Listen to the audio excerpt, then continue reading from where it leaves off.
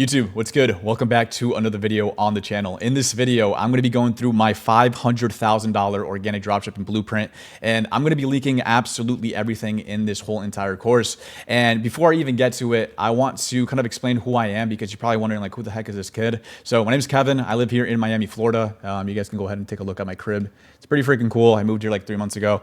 And with organic, I've been able to cop this apartment, start a real brand that goes beyond the typical pump and dump model of dropshipping, to where I'm actually building my own products with my name on it and getting hundreds of orders weekly. This is me right here the other day.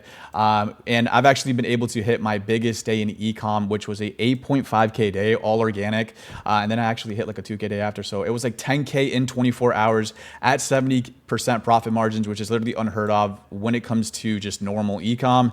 And not only have I been winning with the organic dropshipping model, but my students have been too. So I'm at a point now where I teach people how to get into what I do. And so this is my boy Mark. He's 18 years old. He's doing 30K months.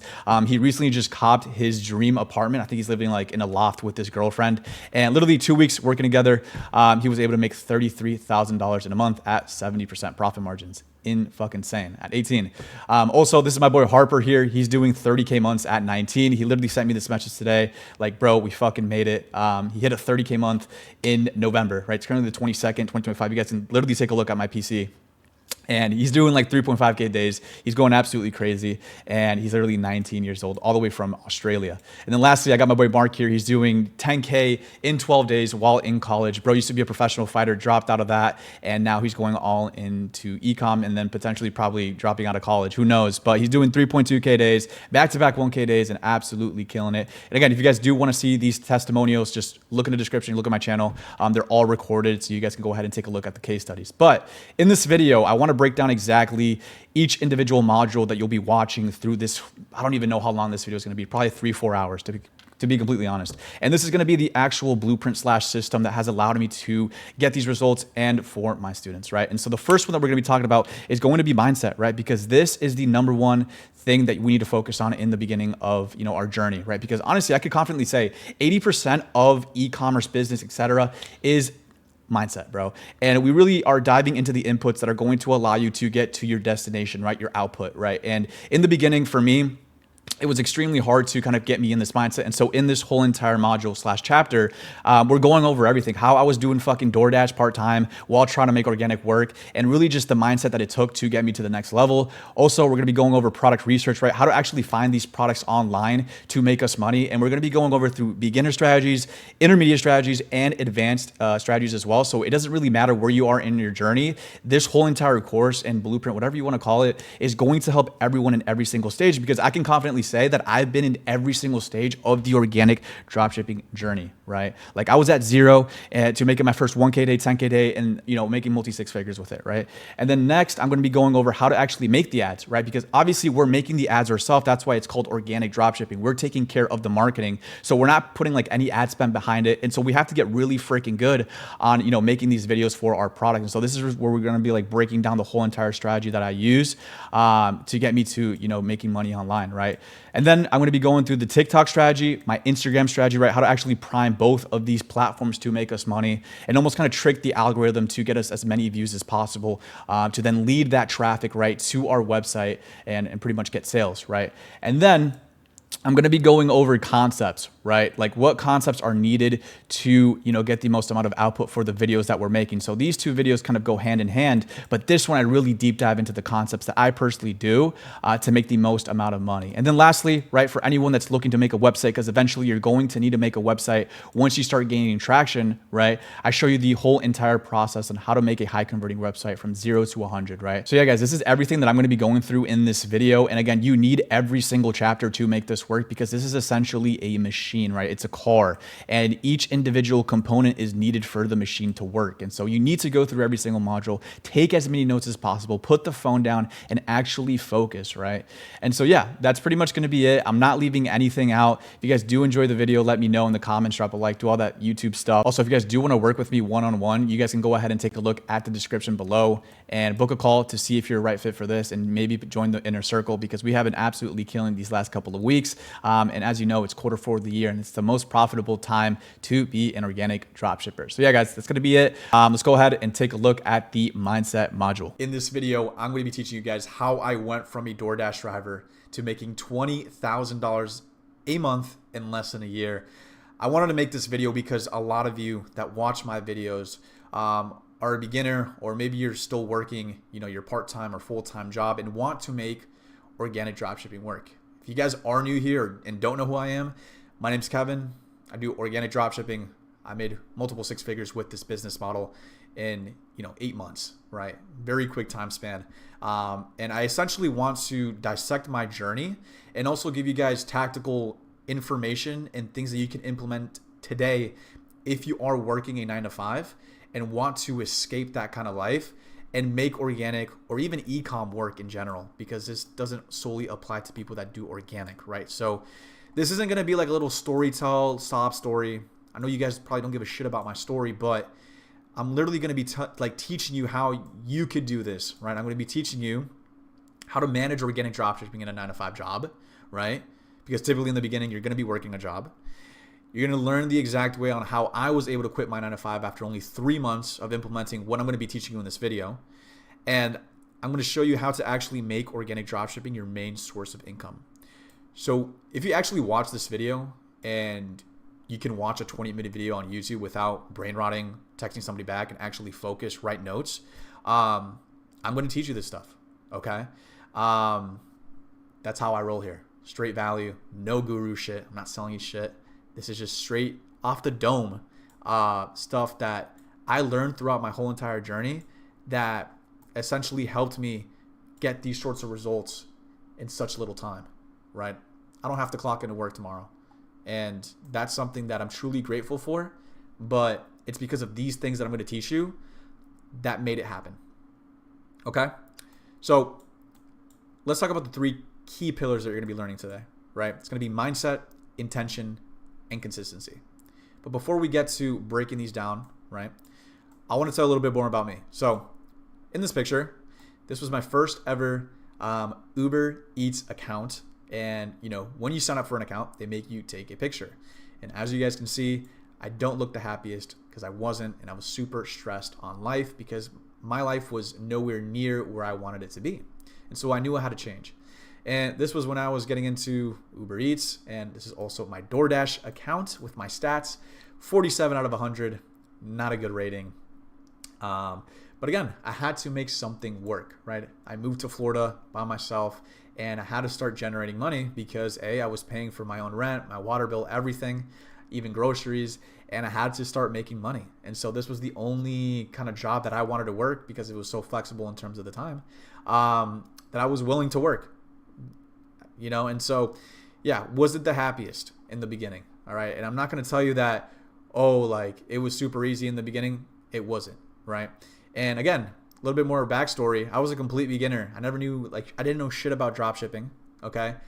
The only thing I knew about was that a lot of kids were making a fuck ton of money and I wanted to get into it. So mindset. Okay. So the plan, right? In the beginning of your journey, you should always write some sort of plan, right? A written plan of how you're going to achieve what you want to achieve, right? So during 2024, this was actually before I started anything, I essentially wrote a promise to myself, right? I wrote, my end of year goals, my business goals, and my long-term vision, right? I'm not joking. You guys can even see the timestamp here where I was in Florida at the time. I was staying with my cousin when I wrote this. I'm trying to figure out where I was going to live. But I essentially wrote down, my end of year goals. You guys can read it here. My business goals. This was when I was actually trying to learn paid ads, but that went horribly. Shout out organic. And then, my overall long-term vision of, actually understanding a product that will last and making this a long-term, play. I didn't want to be some pump and dump, typical drop shipper that only did this for a couple of months and just fucked off. No, I wanted to make this my full-time thing. Okay. And so after this, I actually started learning and rewiring my mind. Okay. I started learning as much as possible about e-com and essentially rewiring my mind for success, right? I started watching e-com courses on YouTube. just typical dropshipping videos on YouTube as well. I was reading books. I was doing journaling every single solitary day, and I was essentially just eliminating all distractions. Okay, and this was like a very pivotal moment within my journey because when I was in high school, I hated fucking reading. But the moment you actually start reading stuff that you personally enjoy, it's actually a whole different ballgame. And so I was really getting into just learning about business. I was learning about just overall mindset, reading these types of books right here, as you guys can see. And essentially journaling every single day about how I was going to achieve these type of goals, and essentially just manifesting absolutely everything. But I was manifesting in a way where I was super intentional about what I was writing down. So for example, like I would write down like, today I will film 4 videos. I will edit for this amount of time. I will make, this website. And so I was super intentional because I knew that with the intention, the results would happen. Because if you're only manifesting and just praying for all these wonderful things that you want in your life and aren't intentional and actually putting in the action, it's not going to happen, right? So this is where it all started. And this is when I started thinking this way. And lastly, I actually changed my lifestyle completely. I went into a full-fledged monk mode. I completely killed my old self, really. I was your typical college bro, loved to party, drink, girls, etc. And I knew that wasn't going to give me the financial freedom that I wanted. And so I went into a full-blown monk mode for months where people literally thought I was like dead. And I completely locked in. So during this phase of my life, I quit drinking, I stopped partying, I quit brain rotting on my phone, so I stopped, scrolling on TikTok and Instagram Reels. I essentially changed my environment. I completely moved to another state. I said, fuck it, I gotta start fresh. I gotta surround myself with people that are actually going to help me towards my goal, not bring me down. And also, stopped hanging out with bums that weren't gonna go anywhere. Because again, you are and this is such, you hear this all the time, but like you are the product of like the 5 people that you hang out with, right? But now I kind of changed my trajectory of like, I want to hang out with the 5 people that I want to be like, right? Because I want to, I want to achieve a lot of things in life. And for me to get to that place, I need to look up to the people that are closer to my goal, right?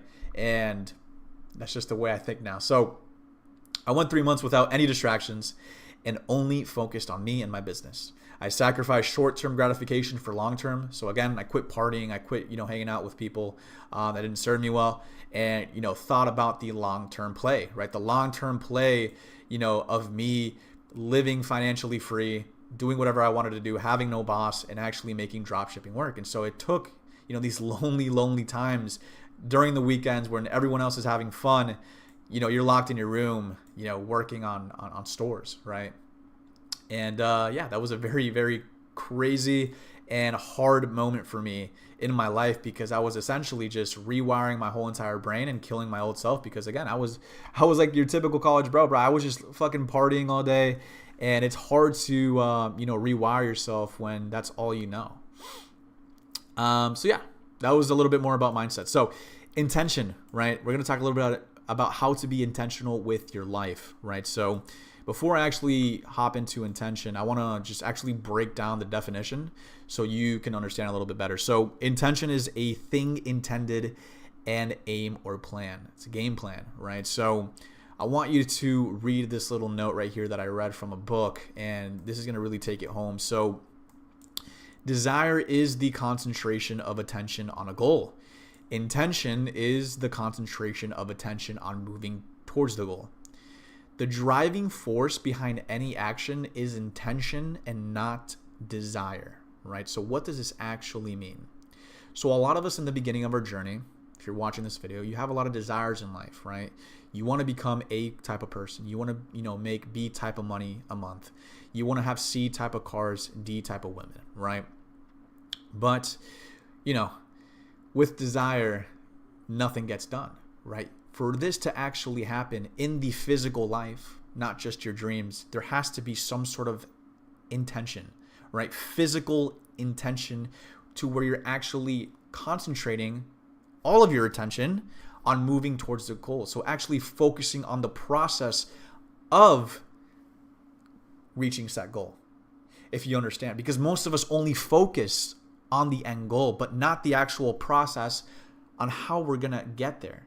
And so when I switched my mindset in the beginning and I told myself, I'm like, okay, I'm not going to make 10K a month the first 3 to 6 months of doing this, right?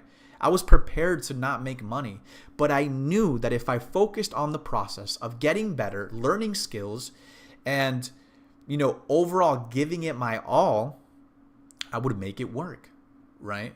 Because a lot of us think about the money in the beginning, but money is just an attribute, right, of this business model. If you do good at the business model, if you're going all in on content, if you're going all in on product selection, right, and you're giving it your all every solitary day, money will just come. Money will just be an attribute of those actions, right? So when I learned this, I was like, okay, well, I still have to show up to work every fucking day, right? I was thinking this way, but I was still working as an Uber driver. So what I would do is I would intentionally schedule my days. Okay, so I would work from 4 p.m. all the way to 10 p.m. I would essentially film, edit all my videos before work, right? And then I would post videos throughout the day. So in between calls or whatever, I would just post in the middle of the fucking highway sometimes, my videos for the day. And after work, I'd continue doing product research and learning more about organic. Because again, I was a complete noob. I had no idea what I was doing. And any free time was dedicated to either learning more about organic or, self-development. So going to the gym, eating healthy, praying, meditating, reading, everything, right? And so after this phase, I was in the trenches. I was literally locking myself in my room and filming as many products as I physically could, running 3 to 4 products every single solitary month and uploading 4 to 6 videos a day with each product, right? And this was a insane moment in my life because I don't think I've ever worked harder, bro. Like, boys, I'm gonna be honest, I don't think I've ever worked harder than this. And you got my first ever product here, the Healing Stock. These are all accounts that you can search up right now and take a look at if you want to see my first ever videos. But essentially, my main goal during this time, during this phase of my life, was to test as many products as physically possible and get as good as I possibly could at making content and video concepts, right? I was super, super intentional with every piece of content that I was putting out and taking this like a full-fledged business, right? I was literally imagining myself being a CEO and just treating this like a full-fledged business. I wasn't treating this like a side hustle, and many of you do, and that's why you get side hustle results, boys, right? And so when I would, I would get ready for work and I was just literally thinking about all the videos that I had to post throughout the day and just recording my ass off, right? And as you guys can see, I wasn't getting results, but I was literally just learning. And that's the fundamental thing that I want to talk about. It's just learning a skill in the beginning, no matter the result, because I was ready. I told you guys, I knew that I wasn't going to make any money, but I knew that I was going to learn something from doing all of this, right? Testing all these different video concepts and not seeing the results, right? Eventually, as time went on, posting 4 to 6 videos a day, testing multiple products a month, I eventually got my first ever sale.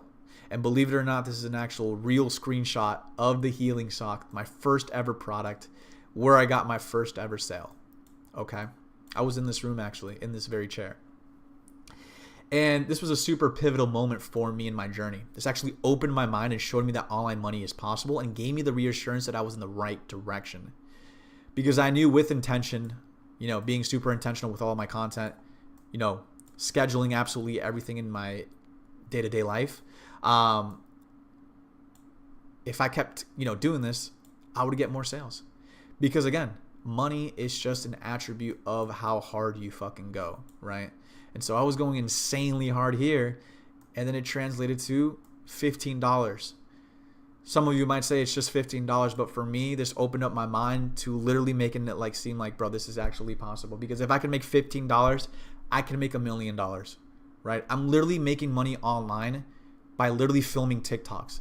And, that completely changed my mind, okay?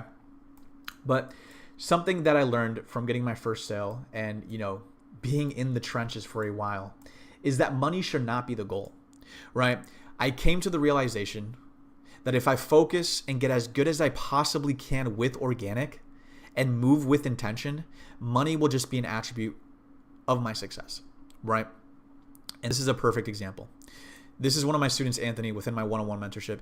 This guy has been literally trenching since the beginning of, our time together. And every single solitary day, he's blowing up my phone. He's asking a whole bunch of questions, joining every single one-on-one call that we have on a weekly basis and all of the group calls that we have. Never missed a fucking day. And now he's getting the results. But it's because he actually focused on what's important, which was the actual content, the video concepts, and actually learning the skill that is going to make him money, right? So when you actually start to focus on what's important, the money will just come. Take that out of your head. Stop only thinking about the money. Think about how you can get better, how you can start recording better videos, how you can start editing better, how you can start, doing better product selection, making better websites, working on your front end, working on your back end, everything, right? And this will just be the result of that, okay? I really want to hammer this down for you boys because this was something that took me a while to freaking learn, okay? And then lastly, the third key pillar here is going to be consistency and speed. So like I said to you guys before, I was running over 3 products at a time while still door dashing. I was posting twice a day per product without missing a day. Sometimes I'd post like 6 videos a day, no bullshit, on Instagram, because you can do that. And I was doing as much product research as physically possible and perfecting my content and editing skills, right? So again, I was working on these skills to get better. These are some of my old products that I ran in the past. I took a picture of this the other day, and it's crazy because I'm like, holy shit, bro, I ran all these products, and out of all of these, I only had one winner, which was this one, and I'll talk about it a little bit more now. But essentially, I was just being super consistent with absolutely everything. I was never missing a day when it came to posting. I was never missing a day when it came to doing product research. Even if I was, running 3 to 4 products, I would still do product research because I knew there were better products out there, right? So I was super consistent with absolutely everything. My routine was on point, never missed a day, and I was just trying to perfect absolutely everything, right? And so after doing that for a substantial amount of time, after 3 months, right, we actually saw some traction, right? So we went from, very, very low views, 16 followers, to then blowing up for the first ever time and, amassing over 20,000 followers, millions of views, getting insanely good at content, and actually making money, right? So right here is what I made with this first ever winning product of mine. I've done a case study in my YouTube if you want to go watch it. But I made my first ever big boy money with organic. And this was when I was like, okay, I am no longer going to DoorDash. I'm going to quit DoorDash and I'm going to go absolutely all in on this business model because I know it works, and that really all I have to do is continue to lock in, focus on my inputs, and my outputs will just be a lot better. And that is exactly what I did, boys. I quit DoorDashing. I went straight into testing more products. Boom. Got an 8,000 follower account here, millions of views again, was getting really good with products and, overall just content, controversy, video concepts, everything, website design, and then boom, started making more money with this account. Started testing more products, started running print on demand products, getting really creative with my designs. Boom, hundreds and thousands of more views, getting better with content, right? Optimizing my websites, making more money. Again, I was running all these products at the same time, and I was getting insanely, insanely good, right? Because I truly wanted it, bro. I was like, if I can make $15, I can make millions, bro. And that's literally what started to come into fruition, right? So again, lastly, the last thing I want to talk about is speed, right? Because consistency is important, but speed is also very important, right? And so even if it's just 1 to 2 hours a day, as long as you're pushing the needle towards success, you'll eventually hit your goal. The results are basically guaranteed in this business model, but speed is not. I'm going to say that one more time. Results are basically guaranteed, but speed is not. Eventually, right, in a long enough time horizon, you'll eventually start getting results, but the speed in which you start seeing them truly depends on you. And I'm going to talk a little bit more about intelligence and what learning actually is. And I'm not going to be here telling you I'm like, you know, a super intelligent guy, because I don't think I'm Albert Einstein, but I think I'm onto something here. So this is what I learned from Alex Hormozi. This is not me, by the way. Intelligence is the rate of learning and how fast you learn. Learning is the same condition with a new behavior. So for example, if you're watching this video right now and you say to yourself, I really want to learn something from all of these organic dropshipping videos that I'm watching. If you watch this video and are still in the same exact position as you were before, and then do nothing to change your behavior, you learn nothing. Okay?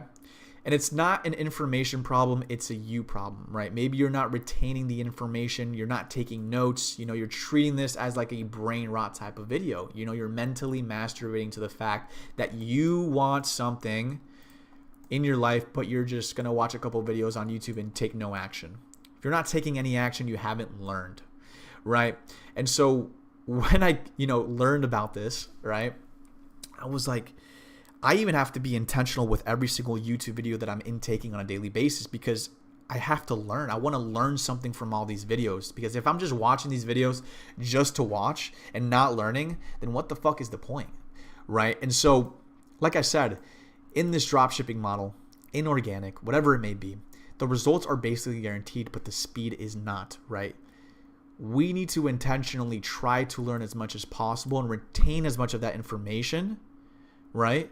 To be able to continue to make money, right? And I hope this makes sense.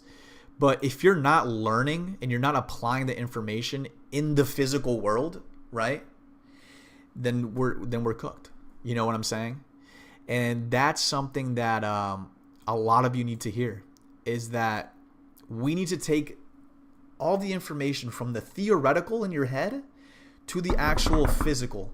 Because, guys, fantasies don't come true, dreams don't come true. The only way they come true is by you actually putting in the necessary, actionable work in the real world. Okay? And then, yeah. And, lastly, I want to say, especially when it comes to organic and even just e-com in general, right? This is just a very known meme, right? It's usually for gambling, but this is the person who keeps on testing new products, right? And this is the person who gives up on testing new products. This is the person who keeps on testing new products. This is the person who gives up, right? Because you're just one product away from hitting an absolute gold mine, right? You're one product away from changing absolutely everything in your life. This one product, believe it or not, these $15 that I made absolutely, completely just changed my life. Because with this proof of concept here, this $15 sale, it then allowed me to make more money, right? To start getting these sorts of results. But the only way you're able to do this is by actually allowing yourself to have this life, right? You have to allow yourself to be able to have the life you want. Because if you don't allow yourself, then how do you expect the universe to give back to you, right? And so, again, it all starts with your mind, then your intention, and then the consistency and the speed in which you do things, right? And this is something that I learned throughout my whole process, and pretty much just wanted to make a video about it, because I know a lot of you that are watching this video are probably working a part-time or even full-time job and want to make dropshipping work.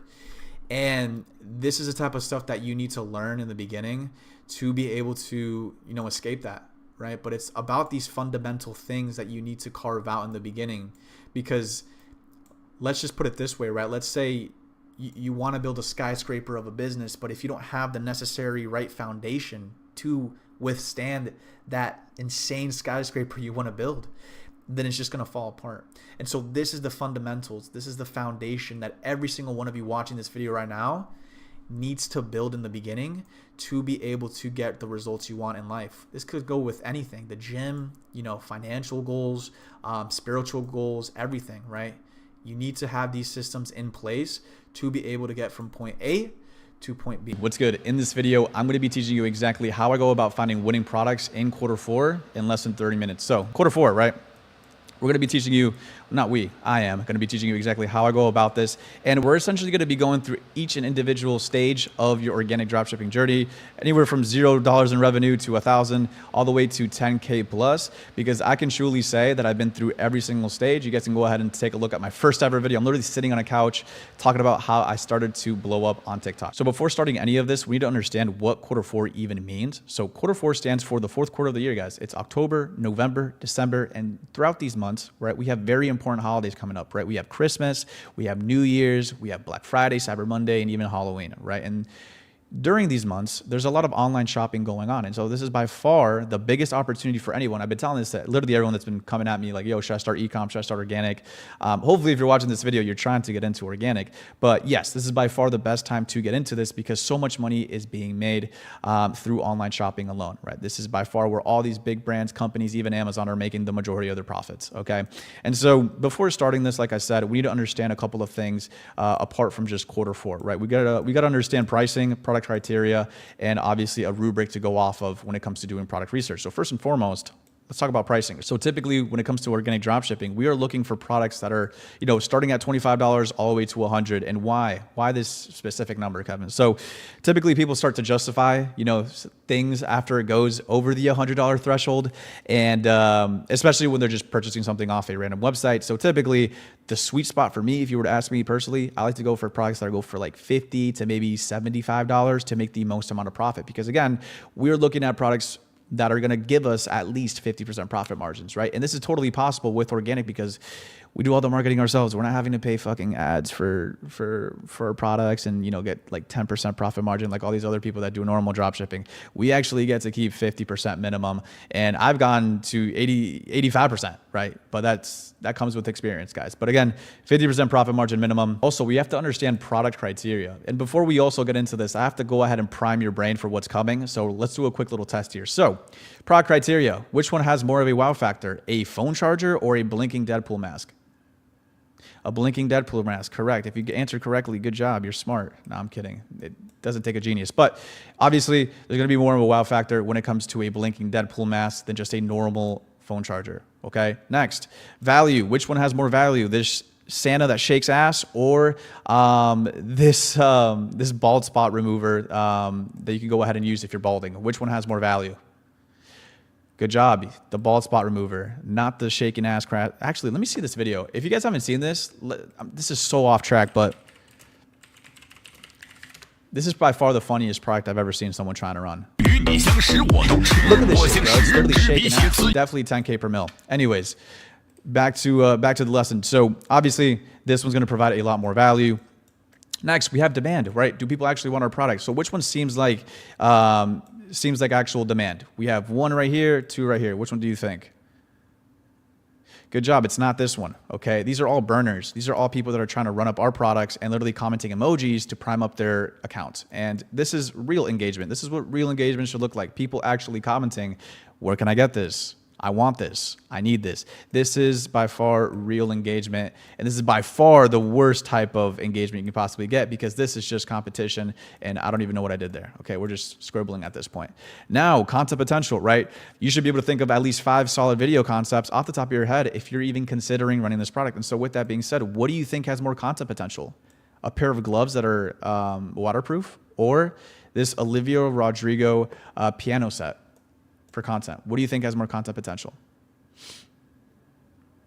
Good job. It's this one. And so the reason I picked the Olivia Rodrigo calendar is because you're able to have at least 30 to maybe 50 video ideas because with this calendar, each individual slot right here or card, it comes with a song, right? So this one's good for you. And with that being said, each individual song can be used as an individual video, right? And so you have so much more content potential as compared to this guy. These are just a pair of gloves that are waterproof. I mean, you can probably make a video of you like putting water on it, maybe doing some shit with it, but you're really limited. Like I'm literally struggling to think about video concepts with a glove because it's just a glove, right? And cool, it's waterproof, but it's literally just a glove. Next, we're gonna be going through shareability. Which product here is more shareable, a pan or a Puff Bar dog toy? 3, 2, 1. Obviously, the pan isn't the right choice. The puff bar is a lot more shareable. I mean, at the end of the day, this is a puffed bar that is literally a dog toy. And so this is a lot more shareable than just a normal old pan. Next, we have emotional and passionate connection, right? Which product here has more of an emotional and passionate connection? Is it the Bible jar here, right, that you can go ahead and read when you're feeling happy, thankful, angry? Or is it a scrubber? Please answer this right. Please, I'm begging. Good job. It's not the scrubber, okay? This is obviously more of an emotional and passionate connection type of product because you can literally see that you could see, like, I mean, genuinely, it says like emotions on the Bible jar here. But again, this pertains to a very, very passionate niche of people, very passionate religion. And again, this is definitely the type of product that's going to spark some sort of emotion. A simple scrubber isn't going to spark any sort of emotion, right? I hope not. If you're into that shit. Okay, next, 7, last one. Is it a giftable product, right? Which would you rather be gifted? A humidifier, a normal humidifier, or a piece of jewelry? 3, 2, 1. I don't know about you guys, but I don't need a humidifier. I can definitely go for some more jewelry. And at the end of the day, this is definitely more of a giftable product right here. And again, you have to start thinking about this, especially going into Q4, because this is where giftable products thrive. Like you're literally gifting throughout these seasons. And so obviously a humidifier isn't going to do that, right? Like sure, you could be gifted a humidifier, but you probably won't be that happy. It's like, bro, what am I going to do with a humidifier? Like it's cool, but jewelry is a little bit better, okay? So now that we got through all of these, okay, really, really quickly, the last thing you're going to need is my product research rubric. And this is pretty much a rubric to score the products that we're going to be finding on today's little journey here. So if you guys want this, go ahead, message me on Instagram, literally just ask for it. I'll send it to you. And this is going to be the best way for us to go ahead and grade all of the products that we're going to be finding today. And again, it shows all of the product criteria in a rubric format. So we can go ahead and just score products and just go about it, right? So now that I kind of went through the things that we're going to be needing before starting our adventure here, we're going to be going through exactly how we're going to go about this. So like I said, we're going to start with the beginner, right? The beginner product research method. And we're going to be doing 3 things right here. So we're going to be looking for P, D, and C. And by P, I mean proof of concept. By D, I mean demand. And then C, concepts, right? Content potential, right? Does this product have enough potential for us to at least film 2 to 3 videos on a daily basis, right? So with that being said, we're going to be mostly focusing on B right here. And this is going to be the burner method, okay? You guys love this. I know you guys love this if you watch this channel. But obviously, this is by far the most beginner-friendly product research method. And so this is literally where we're priming a Instagram or TikTok account to only show us dropshipping products by simply searching up hashtag Amazon made me buy it, hashtag products, and only engaging with that type of stuff to then eventually our For You page is only products, right? So let's go ahead and show you guys how to do this as a complete beginner, okay? It's gonna probably take 5 minutes. So what you're gonna do is you're gonna go ahead and prime your TikTok account to not show you this type of shit because this is definitely not a good product. And really what we're trying to do here, wow, that is so loud. Go ahead and just put down the volume. Cool, cool, cool. All right, no volume for now. But basically, we're just gonna be looking for products that are maybe worth our while. So let's go ahead and start scrolling right here. And again, we're gonna do a little bit of TikTok, a little bit of Instagram, and see what we can find today. So this seems to be like a Harry Potter mirror. Wait until it's dark. Okay, yeah, we're not doing that. Nope. Nope. Nope.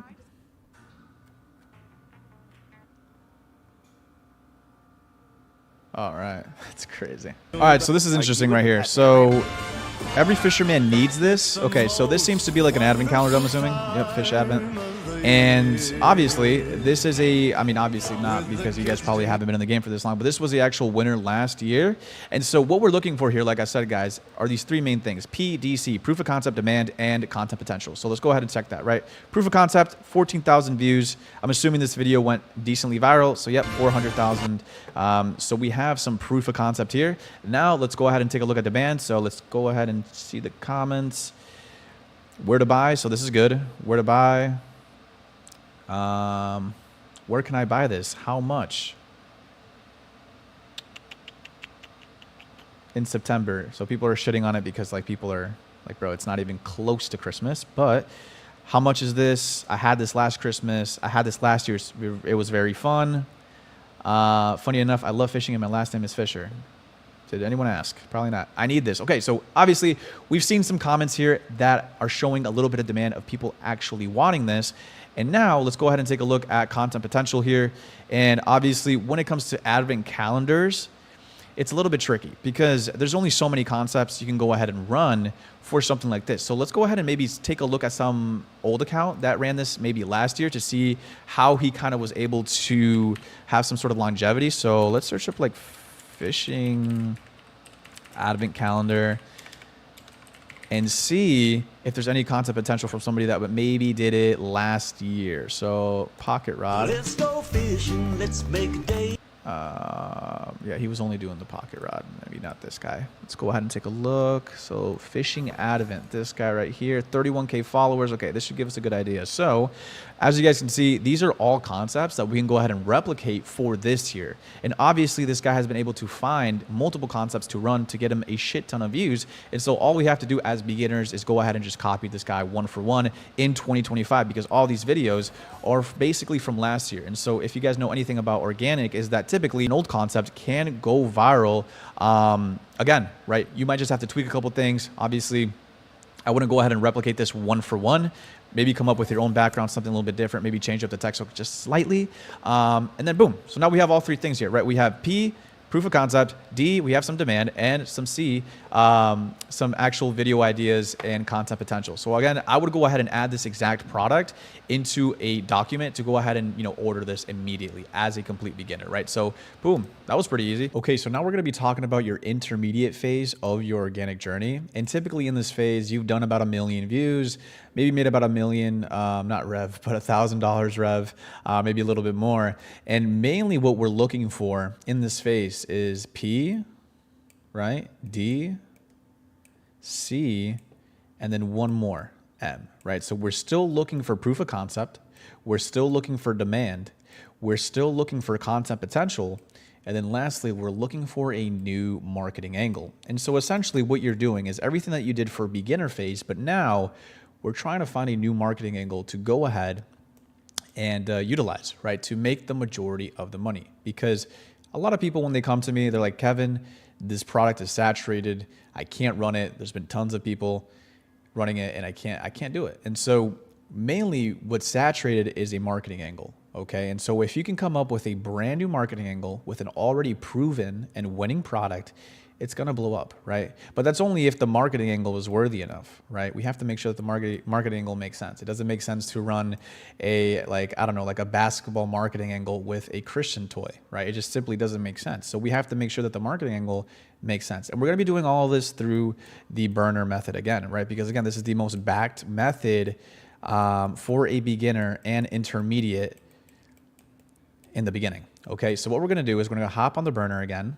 And we're just going to take a look if we can find an already winning product with a different marketing angle. So let's go ahead, do a quick little refresh here and see. So this seems to be like a, nah. Shopping addiction, nope. Let's take a look right here. So again, the whole ideology behind this is like, okay, can I find an old winning product, maybe a new one, and maybe just come up with a new marketing angle, right? This is going to be really hard to do with this product in particular because it's Christmas themed, right? The marketing angle is just Christmas. I don't even know what this says. Lego Star Wars new set dropped. Let's take a look at this. I've never seen this one. Okay. We've got Brick Saber here. Now, this is an interesting product. This is an interesting product. It's relatively new. And let's take a look. So obviously this person is running a Lego kind of lightsaber. He's going off of, you know, finding this product at the Lego store in public, right? So this is what we call the public concept. And so if we take a look, this video obviously did 36,000 views or 36,000 likes. And there is some sort of demand, right? We see people saying, take my money. Not Lego, not Lego. This is not Lego. $100, how much? So again, a lot of people are catching on to like, hey, this is actually not at Lego, which is going to increase the actual views of the overall video because people are just going to be commenting a little bit more, but I'm not seeing good engagement. So this is just too much. I'll maybe take a look at the account, maybe see if this guy maybe went viral another time. It's not Lego. Bro's not Lego. It doesn't say Lego. So yeah, a lot of people are just not necessarily demanding this product, but just really calling out like the bullshit, like, hey, this is not at Lego. So for that same reason, I'm not gonna go ahead and maybe run this. Just go ahead and keep going. Hi, I'm Peter Parker. And a while back, I was bitten by a radioactive spider and got superpowers. Spider-Man I used my blankets. powers to help the city and stop a lot of people. Okay, so I know we have a new Spider-Man movie coming up. This is decent engagement. We got about 15,000 likes, and just by the looks of the comments, this is relatively good, right? People are saying, do you ship to the UK? I need them. These are dope. Can you do Black Clover? So they're already suggesting new variations. Are they made to order? Wow. Okay, so we're seeing some decent engagement. Okay, so now I'm gonna go ahead and take a look at the account a little bit more, see if he's gone viral a little bit more. Yep, right here. So Ready? Spidey fans, please don't hate. This is actually tough. Okay, how do I buy? How much? Okay, so this is obviously what we're looking for here. Okay, we see the engagement. Now let's go ahead and take a look at, proof of concept, right? It's here. We have a whole bunch of views. The proof of concept is there. He already has a website, so ideally this guy's already making sales. So just from that, this guy's already making money.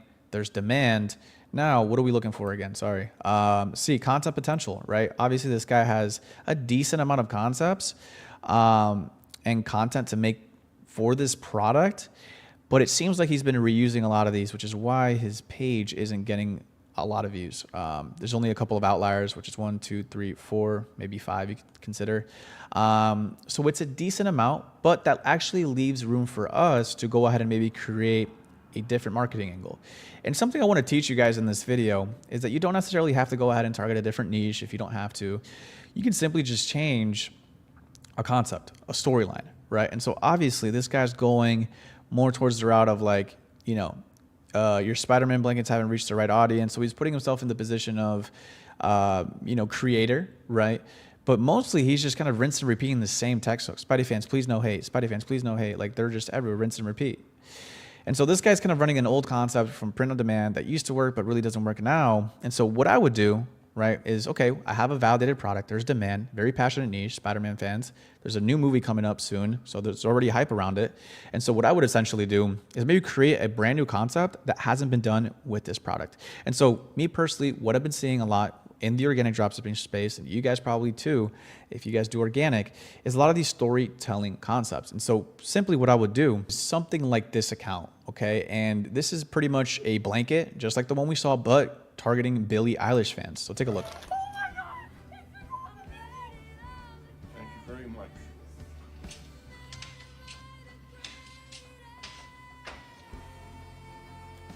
You guys get the gist here. So essentially here is like we're still positioning ourselves as the owner of the blankets, right? That we make them, but now we're actually creating some sort of storyline behind it, right? We're talking about how, a lot of these like Labubu's are getting millions and billions of likes, but I simply can't sell my Billy art, right? And this is gonna be your target avatar. Obviously, for something like Spidey blankets, I would go ahead and probably choose a younger avatar, not necessarily an old guy. Same thing goes for Billie Eilish. He should have done a girl. I don't know why he did an old guy. What 80-year-old or 60-year-old, I'm sorry, I don't know how old this guy is listening to Billie Eilish? Probably not more. So if I were to even critique this guy, obviously pick a person that actually fits with your demographic. But simply what I would do is go ahead and replicate this exact high converting concept, right? Putting yourself in the position of, owner, but really just targeting Spider-Man fans. So literally what I would do is just keep the same hook. I would switch the avatar to maybe somebody younger, right? Maybe with like some Spider-Man background or maybe some cosplay type of person. I would still keep this part where I'm like creating the blanket here, still keeping the same concept storyline, and then finally showing off the Spider-Man blanket right at the end, right? And truly what we have here is an already proven and backed concept. And really all we're doing is like we're rinsing and repeating it with a different product, targeting a different demographic and a different niche. And so this is what you would call finding a different marketing angle. And the good thing about this is that we are kind of drifting away from this dropshipper kind of print on demand type of concept. And we're really putting ourselves in the shoes of a brand owner and truly just telling a story that's going to go ahead and convert a lot more. And so with that being said, that's exactly what I would do with this product right here. And this would definitely check out all my boxes. Okay. So last one here, we have the advanced one. This is the juicy one. This is the one everyone wants to know. What does Kevin do? And it's a lot different than both of these phases, because ideally by this point, you kind of have a good knowledge of organic, and you've done over 10 million views, $10,000 of revenue, and you're really just trying to make a lot of money with this, right? You're trying to make this your full-time thing and really just go past the $10,000 revenue mark, right? And so in this phase, we're going to be looking at a couple of different things, right? So we have P, we have B, we have U, and then we have B. Okay, so for P, we're still going to be looking at proof of concept, right? But a little bit different here, because mainly with this strategy, my strategy is we're not necessarily copying competitors, but we're finding a different variation of an already proven product, right? And so yes, this isn't direct proof of concept, but it's more like proof of like, okay, this niche, this type of product will do well, okay? Now, for B, what we're looking at here is a banger product, right? And so obviously we're looking for a banger, right? And this is only going to be justified through the Q4 criteria that I made, and truly telling yourself, is this the right vehicle for me to make a substantial amount of money this Q4, right? Because most of the time, you really have to ask yourself that difficult question, right? Is a fidget spinner going to make me 30, maybe 50K a month? Probably not, okay? So it must be a banger. It must score the top score of 35, right? To even be in this category, right? Of like maybe running this in the advanced stage. After that, we're also going to be getting into untapped. It has to be untapped, right? Nobody has to be running this, right? At least a dropshipper, right? To really make the most amount of profit. Because again, my whole ideology behind my advanced process here is to find untapped products that have proof of concept somehow, that is an absolute banger, and then lastly, can be branded, right? Does this product have the capability of branding it somehow, right? Eventually, to really just play the long-term play and truly have the most amount of longevity, right? And so with this, we're going to be doing a couple of different things. That doesn't necessarily include the burner method. We're still going to be using the burner, right? But now we're going to be getting into some of the other websites that I like to do. And so now we're going to be doing AliExpress, right? Deep diving into these websites as well as Temu, okay? And the whole reason behind this is to find as many untapped products and then justifying them through our burner. Okay, and I've never talked about this, so let's get into it. So simply what I'm doing here is I'm going to be opening up a fresh new tab right here, and we're going to be hopping straight into AliExpress. If you guys don't know what AliExpress is, if you guys don't know, this is pretty much where you can find millions, maybe billions of Chinese products to go ahead and bring into your market. And so it's going to show you all kinds of products. It's not only going to show you like cool products, it's going to show you fucking, I don't know, some like weird like do-rags and fucking waist trainers and shit that really doesn't sell for us. So it's really about finding the needle in the haystack here. And this is going to be the hardest product research tool to master, because you truly need an eye for products. And not only is it going to help you to have the product research template and rubric that I created by your side, what's really gonna help you is experience, right? And really just knowing the game for what it is. And like I said, this is the most advanced method to do, which is why you ideally wanna have some experience and definitely have made a couple $1,000s with organic. So really what we're doing here is we're just searching thousands of products and really just trying to think about, okay, can I bring this product into my market that is completely untapped, and maybe find some proof of concept that something similar would do good, that already has demand, and that can completely blow out of the water with the amount of content that I can make for it. So again, we're seeing a lot of random products here that really aren't speaking to me at the moment. But again, this is gonna take a lot of time, which is why it's the highest barrier to entry, because I've been scrolling for hours sometimes, right? Until I find something that's worthy. And like I said, a lot of people aren't willing to do this. And so if you're willing to grind and look through thousands of products, you're going to be separating yourself from a lot of different people that aren't willing to just get in the trenches and just scroll their asses off, right? And obviously, like you see, there's nothing that we're seeing. So what I'm going to do here is just do a quick little simple refresh and just see what the For You page shows me. Because again, this is honestly like a For You page, okay? Just not as cool. But again, it is kind of boring, but you're really just looking for something that's going to spark some interest. So what sparked some interest here in the beginning, and this is definitely not something I would run, is these little Pokemon orb things. And it's simply because it's something that maybe a dropshipper would sell. So what I'm going to do here is just add to my picks, just add it to your cart. And then automatically it's just going to start priming your AliExpress account to show you more products like this. I don't know why it's not letting me, but let's just do something that's maybe kind of drop ship. So like, yeah, these little fidget guns right here, I'm just going to simply add it to cart. So I can just go ahead and prime my, my AliExpress to show me more products like this. And again, you guys can simply just go down to view more, even though it's not loading. Nice. And see if there's other variations of an already winning product, because now we're seeing a lot more, a little bit more volume here in terms of products that we can maybe utilize. So something that caught my attention, I'm not going to lie to you boys, is these rifles here. So if you guys don't know, these are like Lego rifles, and super high barrier to entry kind of product, because it's going to take you a while to build these. These are pretty lengthy, like 1,366 pieces. And this is a proven winner. You would only know this from being in the game, but let me simply show you. And this is how we start validating products, guys, right? So there was this big account called Brick Pals. I think Brick Guns or Brick Pals. I don't even know. Yeah, Brick Shot, sorry. And I'm pretty sure they did about 6 figures in revenue. As you guys can see, these guys were going relatively viral. They had over 30,000 followers at one point, and they were really making some good content. And this is the type of product that you have a lot of content potential, because you can show it off by building it.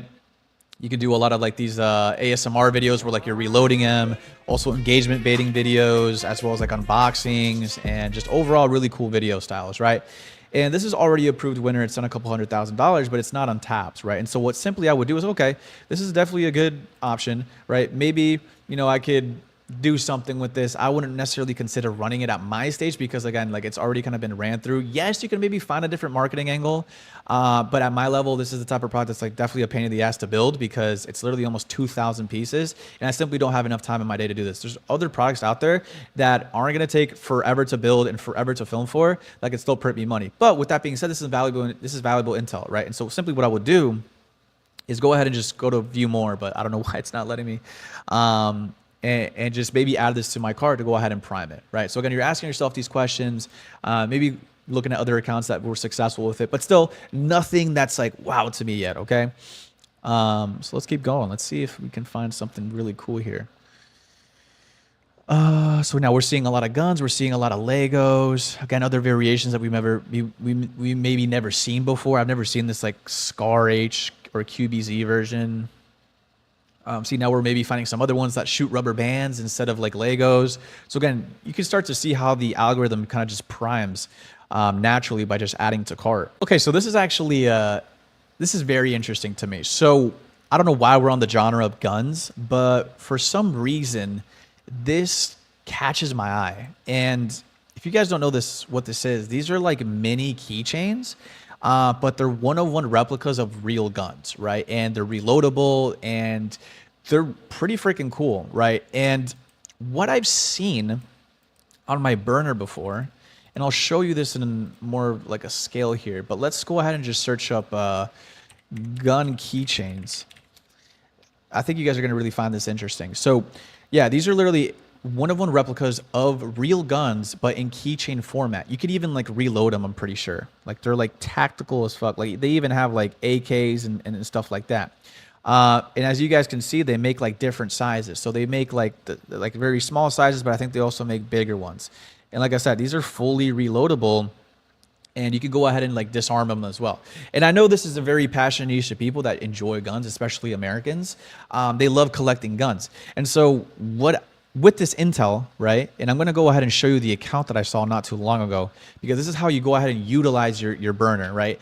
And damn, this is so much sauce. I can't believe I'm leaking this. But If you guys don't know, you can go ahead and do burner method on YouTube. And what I've done in the past is prime up a YouTube account to show me products. And I want to show you this one account in particular. All right, so let me go ahead and show you this account that I'm talking about. This is my YouTube. This isn't my burner YouTube. Don't worry about it. But we essentially need to go ahead and find this guy first. So what I searched up, what I would search up now is just one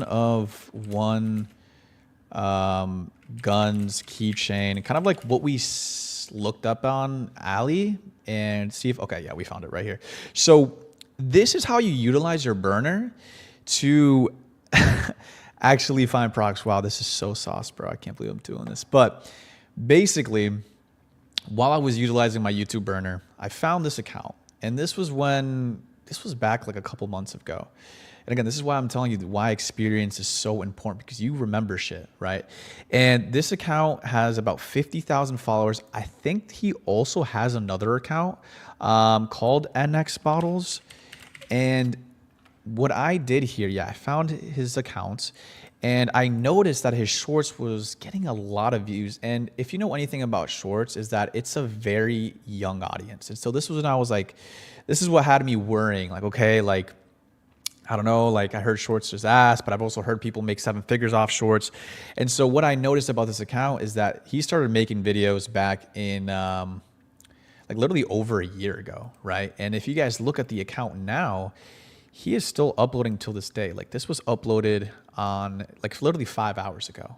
And so why is this guy still uploading every single day, accumulating over 400,000 subscribers, and still leading people to his website, right? And so this is when I was like, okay, let me kind of like deep dive into this guy, because most people would stop here. They'd see, oh, this guy is just a YouTuber. But I'm like, no, I don't think he is. So what I did was, first and foremost, I saw this piece of intel right here, some branding. And so if you know anything about branding and white labeling and all this advanced stuff, this takes a lot of capital money to even make this work. And so again, I'm asking myself this question: why did this guy even brand this in the first place? If he's just doing YouTube and just doing the YouTube method to get some revenue, why is he fucking branding it? And so this is what really sparked my curiosity. And you know, he has full on like models, and literally branded. Open it up. Comes with a transparent stick. And still doing like 11 lab videos, which is like kind of crazy. And so I'm like, okay, let me go ahead and take a look at this guy's website, right? And again, we are seeing, you know, some sort of demand, right? These are really cool to practice for beginners. Like, again, this is very good for somebody that maybe isn't old enough to buy a gun and wants to kind of know the fundamentals behind what a gun even looks like, to even like collecting them. Like there's so many things that you can do with a product like this that I'm like, okay, this is interesting. And so I'm like, okay, let me go ahead and take a look at the website. I know I'm yapping, but I promise if you're still watching this video, this is how you make a lot of money. So I went to his website and I was like, okay, it's a fully branded website. These are very high ticket. And he's came out with multiple variations apart from the one that we saw on AliExpress, right? Guys, remember, we saw the keychain version on Ali, but this guy went out of his way to maybe source bigger variations. And so as you guys can see, we have different variations that are a lot fucking bigger. And so I'm like, okay, like this still doesn't prove my hypothesis that this guy's printing. And so I went on this, I remember this like vividly, bro. I went on this website and I went ahead and looked at the reviews. I went and looked at the packaging. Like this is all branded. And if we go to the review section, you could see that people are actually buying these, right? And apart from that, he's also branding the packaging. And so I'm like, okay, this guy's been running this for over a year now. He went the completely branded route.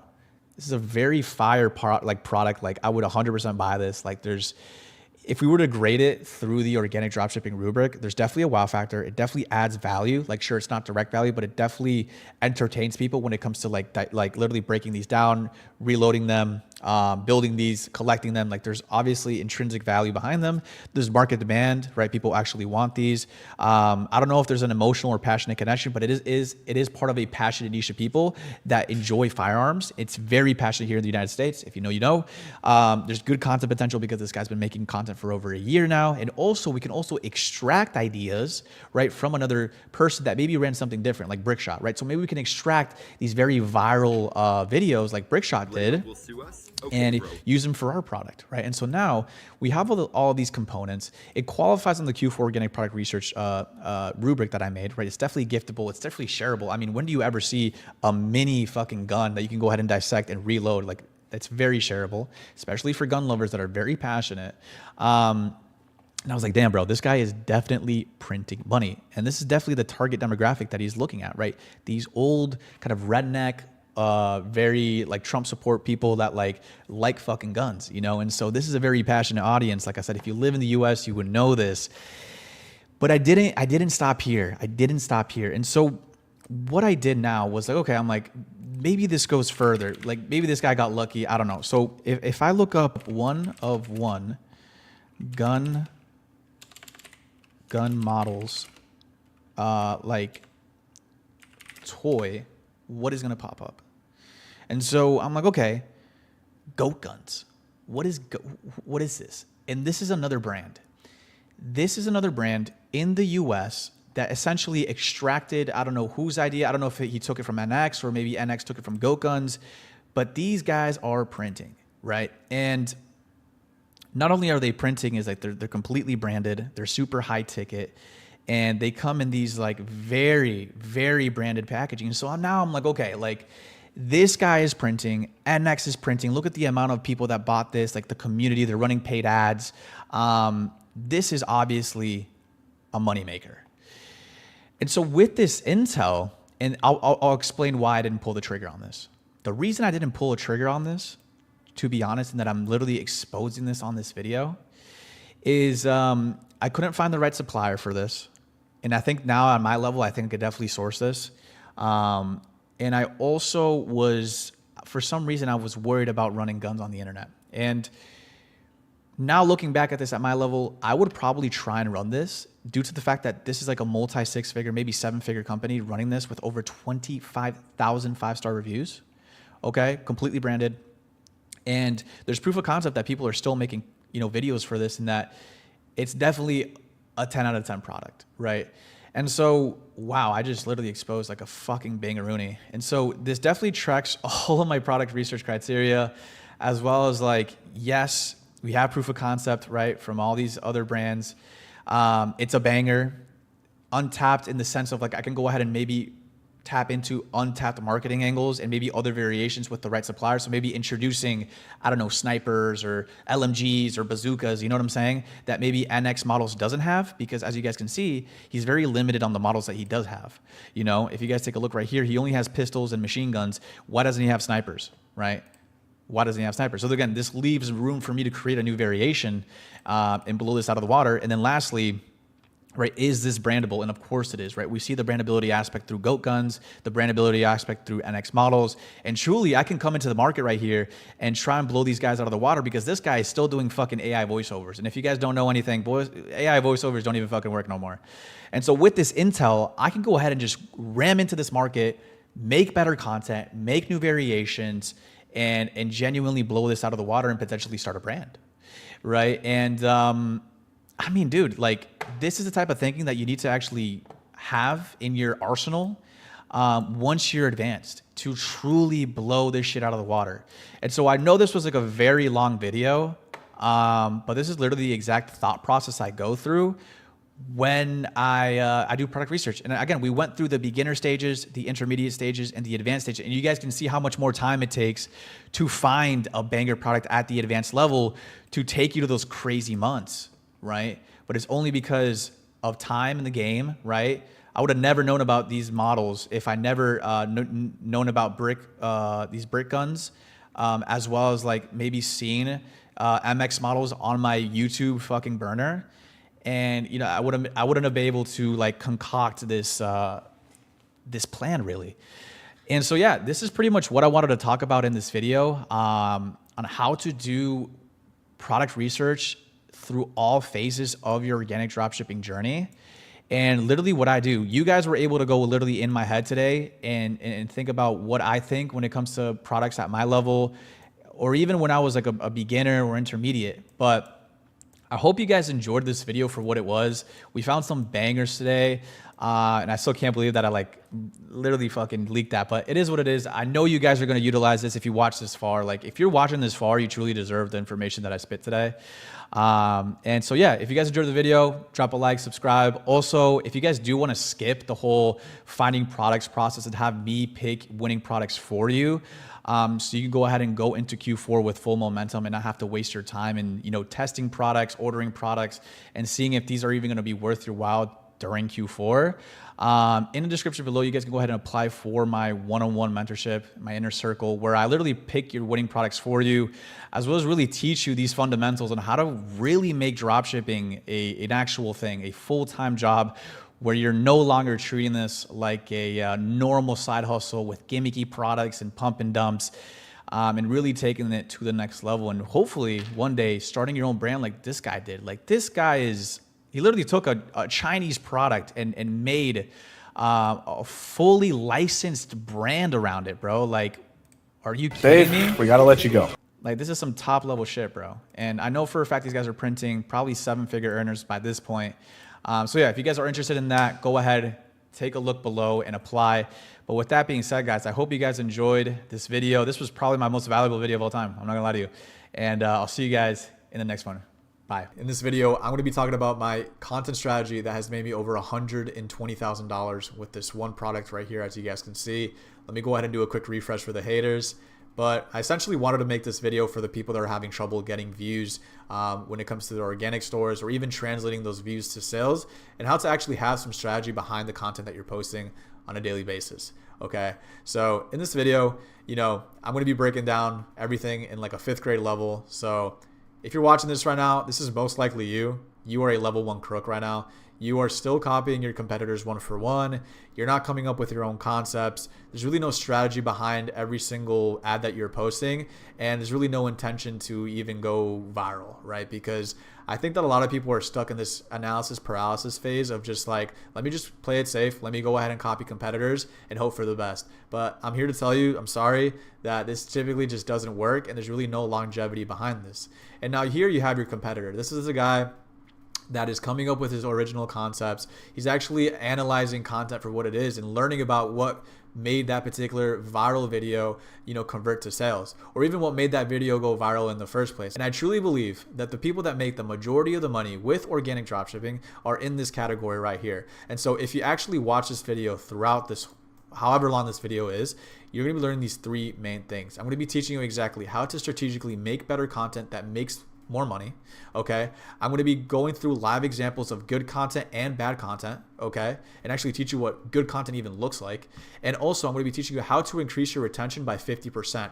If you don't know what retention is, it's basically how long you can keep a viewer watching your video. And so the higher the retention on a video, the more viral it will go, because again, the platforms want people to stay on the platform for as long as possible. So if the video is good and has good retention, you're going to go more viral. And so let's break down content first. All right, we're going to be talking about visuals and backgrounds. Okay, so typically when you're doing organic dropshipping, you want everything to look good and aesthetically pleasing. This is like the bare minimum that I tell everybody. Okay, and so the environment of your video should match your product. Don't be lazy with this, and you'll be separating yourself from 99% of people that only film in one spot. Okay, so if it's a beach product, go to the beach. If it's a gaming product, then do it inside of a house where you typically do gaming. And so we're in this era now where everyone is just either lazy or too shy to go outside of film, or even just change up their backgrounds to make it original. Because this is what I'm seeing a lot now. I'm seeing a lot of people that are copying these backgrounds, one for one. They're also buying these backdrops with these fake plants. And I'm here to tell you guys, like, this simply just doesn't work anymore. Okay, this worked back in 2024, maybe 2023 as well, where you could get away with stuff like this. But now people are noticing that these are dropshipping backgrounds. Like, normal people are noticing that these are dropshippers. And so I need you, if you're watching this video, I need you to stop this immediately. Get rid of this background bullshit. Okay, go film outside. Go film doesn't necessarily have to be outside, but make your background just a little bit different, man. Make it, connect with the product, right? And stop with this whole fake plant and backdrop situation, because it's just not going to work anymore. Okay. And so we're stuck in this like phase here where like you're just copying everybody else. This is you right here. And I need you to start thinking a little bit differently. I need you to start thinking about this guy right here, your competition, the guy that's going against the grain, and that is, he's doing his own thing and actually not doing what everybody else is doing. Okay. And so what we're going to be talking about now is good examples of content and bad examples of content. So we're going to take a look at this account here and just take a look and see.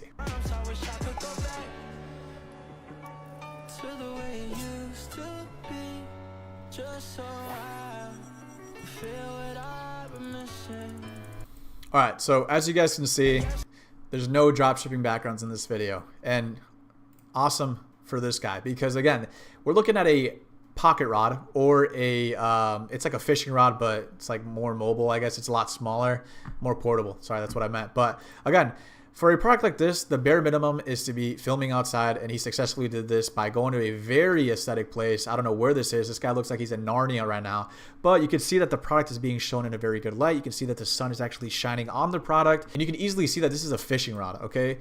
As you guys can see, he's casting right here, and boom, he's at a lake now. And so a couple of things that I want to talk about within the video that made this video, go viral in the first place, because as you guys can see right here, this video did about 1.1 million views.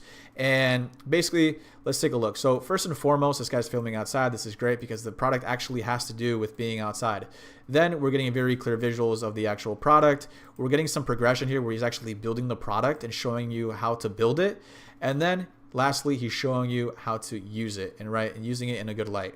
So again, this is a very good example of good content here, because again, it doesn't look like your generic dropshipping content. So what made this video do good? So first and foremost, like I mentioned, the setting matched the product. There's good visuals all around. There's good pacing and progression. I'll talk about those two words later.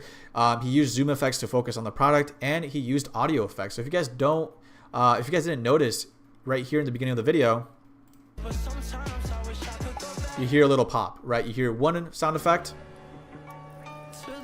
You hear another one right there when he's doing the little screw. Then this one, that's 3. And then 4. These are all sound effects that you could use on CapCut. And again, this truly does make the difference, because it shows that the product is actually like real. You know what I'm saying? Like it just accentuates the product a little bit more. And so again, these are really good sound effects to use for a product like this. Okay. Now let's take a look at a bad example of content, and I want you to take a look right here.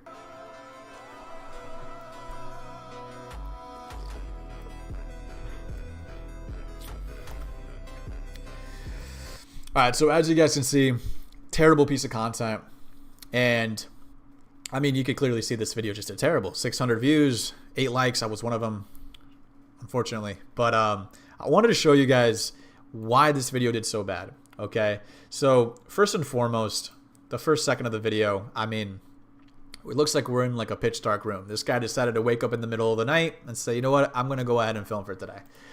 Another thing too is, you can't even see the product, bro. Like, how do you expect me to buy something online if I can't even see it, right? Also, the background has nothing to do with the product. This literally looks like a mattress. And overall, there's no pacing, there's no progression in the video. The effects look like they were done in the 80s. Like, this is a terrible effect, by the way. Never do this ever, the slow-mo effect. And again, shows the product in a terrible light and terrible piece of content. Okay. And so, as you guys can see, this is a really bad example of content. There's terrible lighting, there's no pacing, there's no progression, terrible use of effects, and overall just a bad quality video. And that's exactly why it did 600 views, right? But I want you to understand these two words that I've been mentioning, pacing and progression. So what do these actually mean? Because this is something that is extremely important to actually go viral and get those views to, purchase. So essentially what we're going to be looking at first is the word pacing, right? So pacing is how fast or slow the ad feels frame by frame, essentially. Okay, so when it comes to organic dropshipping and organic marketing in general, we're looking for speed, energy, and timing. So we're looking for fast-pacing videos with quick cuts and high energy, right? We're in a world now where dopamine is like the most valuable thing on the planet right now because everyone is looking for that dopamine spike. And so we have to make sure that we have high energy videos that produce dopamine and that people actually want to see. Because if you're making a slow paced video, right, you're taking your time with the shots. There's longer shots and there's more breathing room between each clip for people to leave the video.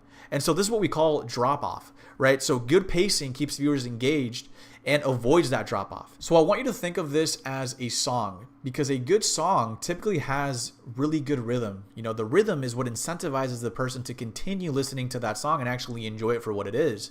And so when you think of it this way, you know, you start looking at your videos and like, all right, how can I produce rhythm? And so I'm going to show you a really good example of this brand right here with the same product that we just watched and how he incorporated rhythm within his video and also like a whole bunch of things that I'll talk about. But just take a look at this. This is a great example right here.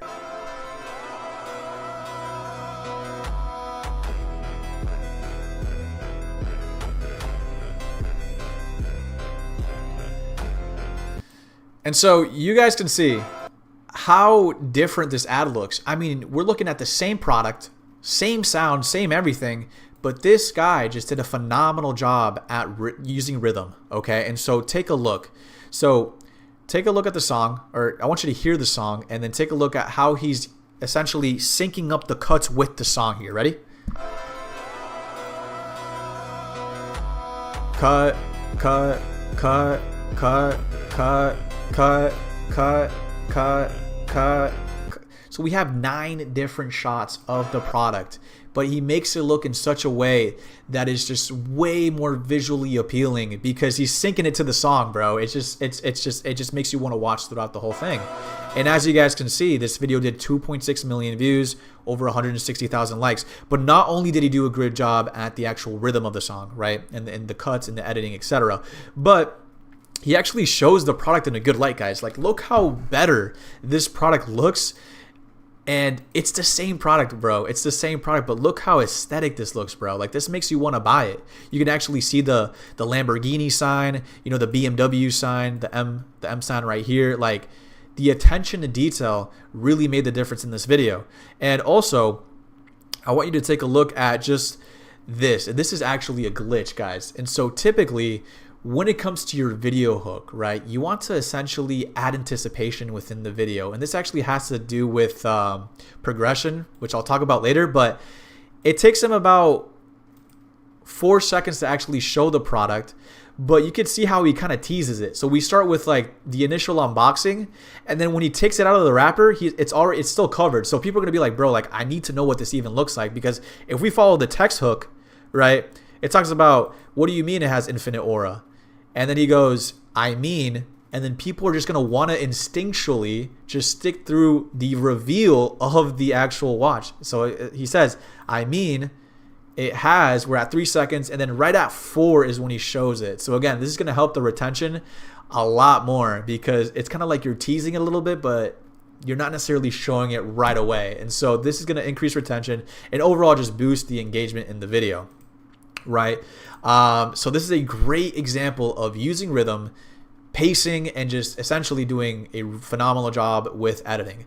So now we're going to talk about progression, right? I know I mentioned that a couple times now. So progression is a little bit different. So the progression of a video is like the storyline or the structure that unfolds, right? So typically when you're making an ad, you have to have some, you don't have to, but you want to have some sort of story or message that develops in the video. So typically you have a clear beginning, so a hook, the initial video hook, then you have the middle chunk of the video, and then you have the end. So when we break this down, the middle of the video typically has some sort of problem or a solution.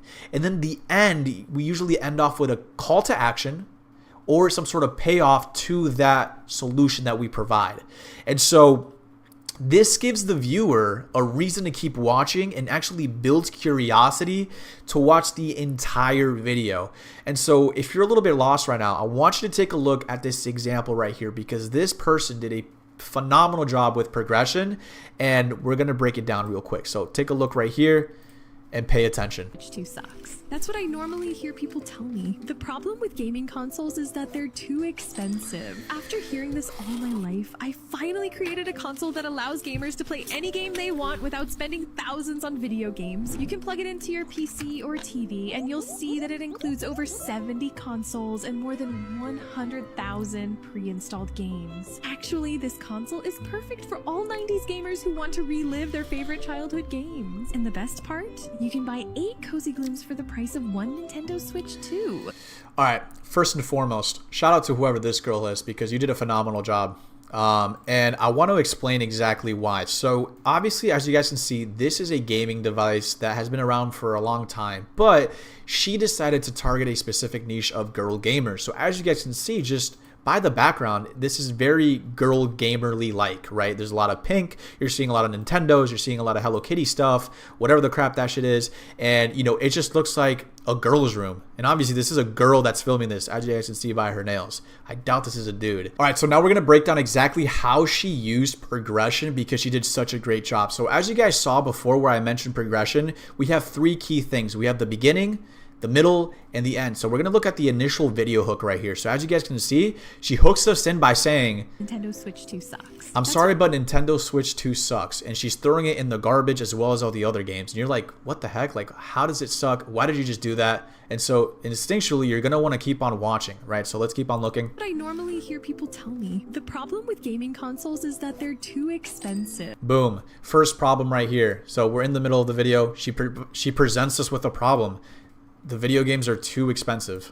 After hearing this all my life, I finally created a console that allows gamers to play any game they want without spending thousands on video games. Boom. Now she presents us with a solution. She says, too expensive. After hearing this all my life, I finally created a console. So she puts herself in that power position of the creator. Okay, I created this console that allows gamers to play any game they want without spending thousands of dollars. So again, she presents us with the initial video hook, she presents us with the initial problem and that solution to that problem, but that's not enough. People are going to want to know why this solution is viable. So take a look at all the reasons that she mentions when explaining her product. Spending thousands on video games. You can plug it into your PC or TV, and you'll see that it includes over 70 consoles. 70 consoles. 100,000 games. Actually, this console is perfect for all 90s gamers who want to. Perfect for 90s gamers that want to relive their childhood memories. Bro, that's so that's golden, bro. Super niche down. Relive their favorite childhood games. And the best part? You can buy 8 Cozy Glooms for the price of one Nintendo Switch 2. And then boom, finally she hits us with that 5th reason, the value. You can buy 8 Cozy Glooms for the price of one Nintendo Switch 2. Boom, value. Right then and there. So again, if we break this video down for what it was, we see a clear beginning, a clear middle, right? And then that end, that CTA, call to action / payoff to the solution, right? So this is a perfect example of how this person used progression throughout the video. And guys, these are the videos that actually convert and make you money. I swear, because yes, this video did 600,000 views, but I bet this video converts a lot better than like a 5 million view video that has nothing to do with, you know, the problem and the solution to that problem, etc. You know, these are the types of videos that will make you a frick ton of money, okay? And so when you actually start using progression and pacing, that's when you start to see money in your bank. Because, bro, I'm telling you, bro, the moment you actually dissect content and know about these 2 things, this is what's going to make the difference. I shit you not. And so I want to show you how I personally use progression for one of my products, right? And so I pretty much did the same exact format that Cozy Gloom did for my product, and it went viral. So take a look at this. So I ordered these 2 Deadpool masks off Amazon, and this is what I got. Off the bat, you can tell that both are pretty cheaply made. Okay, boom. So first and foremost, we're not going to watch the whole video, but we're going to just dissect it real quick. So first and foremost, as you guys can see, I present the people with a visual hook, right? I found these 2 Deadpool masks on Amazon. They look super ugly, so it's going to entice the viewer to keep on watching because like there's no way this guy actually ordered this. So as you guys can see, I ordered the product and then I actually present the viewer with an actual problem, right? As you guys can see, these masks are cheaply made. So again, I just like stretch them out, terrible wrinkles, etc. And so I presented the initial video hook, I presented the initial problem, and now I'm going to present the initial solution. So as you guys can see, Boom. I bought the one from Merkface, right? And so now, like I told you guys, this isn't going to be enough. Now we have to pretty much convince the viewer on why the one from Merkface is better. So now I'm going to be listing off the reasons. Packaging is better. The mask is more realistic. The best part about it is that the eyes are controllable. The eyes are controllable. You can even make the eyes glow and go into battle mode. The eyes glow. It's less than 10 coffees at Starbucks. And then boom, the fifth one, the hammy right here is the value effect, right? Hard to believe that it's less than 10 coffees at Starbucks. So boom, I gave my 5 reasons, and then I went ahead and actually just completely tied the knot with the value effect of like, hey, this is a lot cheaper than 10 coffees at Starbucks. And again, I put myself in that position of owner here, okay? Like or not owner, but like actually showing the brand in a good light, right? Like I got one from Merkface. It was a lot better, and this is why. And so again, I utilized the same framework as Cozy Gloom for this product, and this video did great, right? Over 200,000 views, and it converted a lot better than all my other videos that were just more controversial, okay? And so again, this is the type of stuff that's really going to make that pivotal difference in your journey. And guys, I don't want you to be this guy, because when you make videos like this guy, and I'll show you, it makes you want to fall asleep, and this is essentially how, you know, you don't want to do it. And so let's go ahead and critique this guy and take a look.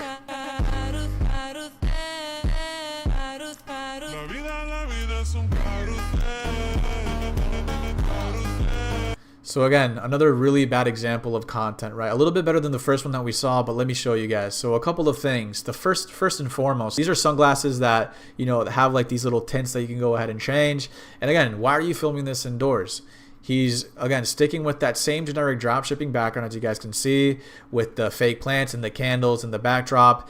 And I understand what this guy was trying to do when it came to actually dimming the sunglasses to show that, hey, like it actually works with the candle. But these are sunglasses. You want to film this outside, bro. Why are you inside when it comes to a product like this? Like, this is the exact product that you want to showcase outside. And so, again, shows that this guy was a little bit too scared to go outside. And now I want you to see what happens next. So this guy finally had the courage to go outside, and then look, bro, he hits a video with 31 million views, and because he went outside. Like, look at this. He's showing the sunglasses outside, and look how much better it did, bro. Sure, it's another variant of the glasses, but it's the same thing, bro. Like, it's actually crazy how a small change like that can essentially make, you know, a video go from nothing to something. Like, we're looking at 2.3 million likes, bro. Like, insane. Absolutely insane. And so I hope you guys enjoyed this video, because this is really going to change a lot of your style of content and overall your trajectory of like your organic dropshipping journey. Because when you actually start looking at content and breaking it down at this level, then you can be a lot more intentional with it and truly make a lot of money. And this took me a while to learn. I'll be completely honest. I was just like you. I was copying my competitors one for one and really not having any sort of strategy with my content. And so I hope this helped. If you know anybody that needs help with content, show them this video, because it could really just change their life. And I hope you guys found some sort of value. So I've been able to make over $170,000 with one singular product, all organically at 75% profit margins. You guys can go ahead and take a look right here at my Shopify dashboard. I'll go ahead and do a quick little refresh. But I want to talk about exactly what type of concepts allowed me to get to this point, also provided me with that type of longevity, right? So in this lesson, I'm going to be personally breaking down organic concepts that you can go ahead and use for any sort of product, no matter the niche. What concepts actually convert, right? What concepts are going to generate you money from the views that you're getting? And lastly, how to use them for your specific product, because every product is different, right? And so we're going to have to be, you know, kind of diligent and almost picky to see which concepts are going to be worthwhile for the type of product that we're running, right? So we're gonna go ahead and talk about concepts 101 in this video. I don't think I've ever made a video like this, so let's go ahead and break it down. All right, so the first type of concept we're gonna be covering is probably the most known one, and that's the one that you've probably been seeing all over your burner, and it's going to be the stitch concept, right? And so this has been a thing since the dawn of like time, but usually people like to use it for their products, right? Specifically organic dropshippers, right? And recently we've been seeing a big influx of these because people like to go ahead and abuse them a little bit when it comes to literally lying about cow farms, people acting like they're homeless, but they're really not, and almost kind of scamming people, right? So I would definitely stay away from these type of stitches, but I'm gonna go ahead and show you like a good variation of a stitch you can go ahead and implement for your product, right? And again, there's different severities to stitches, right? There's the really messed up ones, right? People acting like they got cancer and that they need to raise money for their treatment, or the people that actually use it in a correct way to actually market their product correctly, right? So I'm gonna go ahead, show you an example of how to actually do it the correct way. Take a look right here. It's beginning to look a lot like Christmas everywhere you go. Take a look at the 5 and 10. It's glistening once again. So just like that, right? We're not seeing anything messed up. We're not seeing people with cancer trying to raise money. It's a simple stitch clip, right? We're almost kind of adding some hype to the product by saying that, hey, you know, Lego just released these new flower advent calendar sets, right? With then a stitch clip of Ed Sheeran going ahead and giving it out, right? And then we do a full unboxing of the advent calendar, making it very seasonal. And again, there's nothing messed up here. So again, this is a good way to actually use stitch clips for your product, but we're not lying, we're not raising fake money, or impersonating any sort of person that is literally down bad, right? So again, this is gonna be a very good example of how you can go ahead and use stitch clips for your product. And again, it has to make sense, right? You're not gonna have a grandpa, right, marketing a goth product because it doesn't make sense. Why is there an 80-year-old, you know, buying like a blanket that has to do with like a band that just came out a year ago? Like, you know what I'm saying? It's almost like a grandpa listening to Little Baby. The guy's like 90 years old. It doesn't make sense. The stitch or the avatar, right, should relate to your target niche, right, and the product that you're selling. So like I mentioned, the bare minimum you could do is if you're running a goth product, add a goth girl like this guy did. That's good. But don't add a 90-year-old grandpa, you know, selling F1 products. It doesn't make sense, right? So again, this is going to be Stitch. The next one we're going to go ahead and cover are trends, right? So again, you can actually extract a lot of video ideas for your products from trends that are going on these platforms. Right here, we have Charlie D'Amelio, 169 million views just by creating a trend. And again, you got to think to yourself, how can I implement this trend for my product, right? And I personally did this with Merkbase. I'll go ahead and show you how I did it. Take a look right here. It all started when my mom met my dad, and they fell in love, and they had me. Hi, I'm Ryan, and my life, it's kind of crazy. Perfect. So that's going to be the video right there. And pretty much what I did is I extracted this viral kind of trend last year, and it was called the This Is My Family trend. And basically, as you guys can see right here, the actual audio that I used was from this trend. And you can see how people were doing this with themselves, right? It all started when my mom met my dad, and they fell in love, and they had me. Right. Hi, I'm Ryan. So people were doing this with themselves. They were even doing it with their dogs, right? Love, and they had me.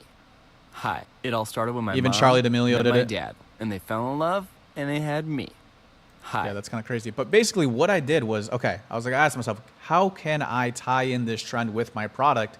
And that's exactly what I did, bro. I found 2 crappier versions of the Deadpool mask that I had in hand at that very time. And I literally did exactly that, bro. And then I tied them together, boom, finished product right there. So this is how I personally extracted a trend for my product. And again, most of the time you can, right?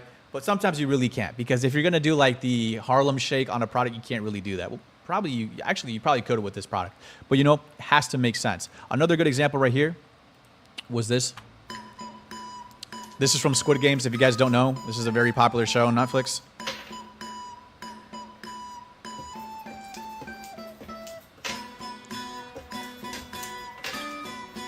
And I basically ran this last year, but it was like kind of like a pump and dump. But basically, you can see how this person was utilizing the trend of this this game that was going on in the show, right? And again, very, very niche content. Seeing, you know, he said, seeing if I can play Gongi faster than player 338 or 388, right? You would only know this if you watch the show. But you could see how you can extract certain trends or certain things from a certain movie or show that's currently popular and add a product behind it. Because I was actually trying to dropship these, but like I mentioned, it was super pump and dump, super low perceived value. But again, a lot of people were extracting these trends to tie into these little Gongi sets that you can go ahead and dropship for like $1, sell them for 30, right? But yeah, it was going crazy. Like I mentioned, this video got like 1.3 million likes, over 19 million views.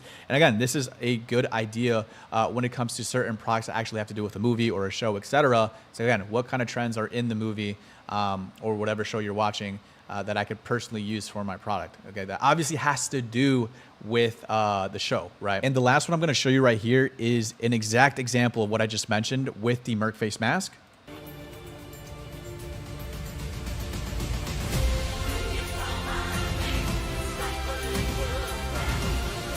And how I implemented it with my product. So as you guys saw right there, I don't know what's going on with that. I basically found this clip of the movie that was currently going super viral because it was like Wolverine showing his abs or whatever. And a lot of people were reacting to this scene of the movie. And so what I did was I extracted this idea. I put on the Deadpool mask with like really bad posture just to add a little bit of controversy. And it got over 400,000 views, right? Over 48K likes. But the main reason I even found this was because I optimized my burner for the niche, and I found out that this was currently going viral within the space. A lot of girls were reacting to this scene of the movie.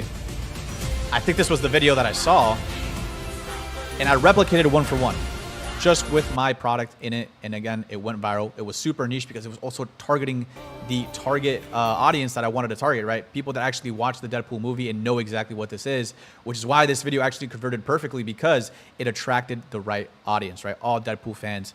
Obviously, it's flooded with burners because I've been leaked this on my channel, but you know what I mean? This is how you can actually implement trends. Next one, controversy, right? So again, went ahead and found a good example of controversy and how you can go ahead and add some controversial touches to your videos to go ahead and almost boost them and make them go viral while still focusing on the product. Because if it's too controversial, then it's gonna steer the focus away from the product and only to the controversy. So we wanna make sure that we kind of sprinkle a little bit of controversy to almost kind of boost our video a little bit, but also just make sure that people are still focusing on the product. So we're gonna go ahead, take a look at Pool Studio right here. These guys were selling the same mask as me. Shout out Juan, by the way. So, buddy. Allow me to explain. But we have made the world's first blinking Deadpool mask that can be controlled through a Ring remote. The mask comes with a... If you guys didn't see that, the controversy was the actual comment from, you know, Ryan Reynolds, the main Deadpool actor in the movie. Obviously, this is all fake. This is generated using a fake comment generator.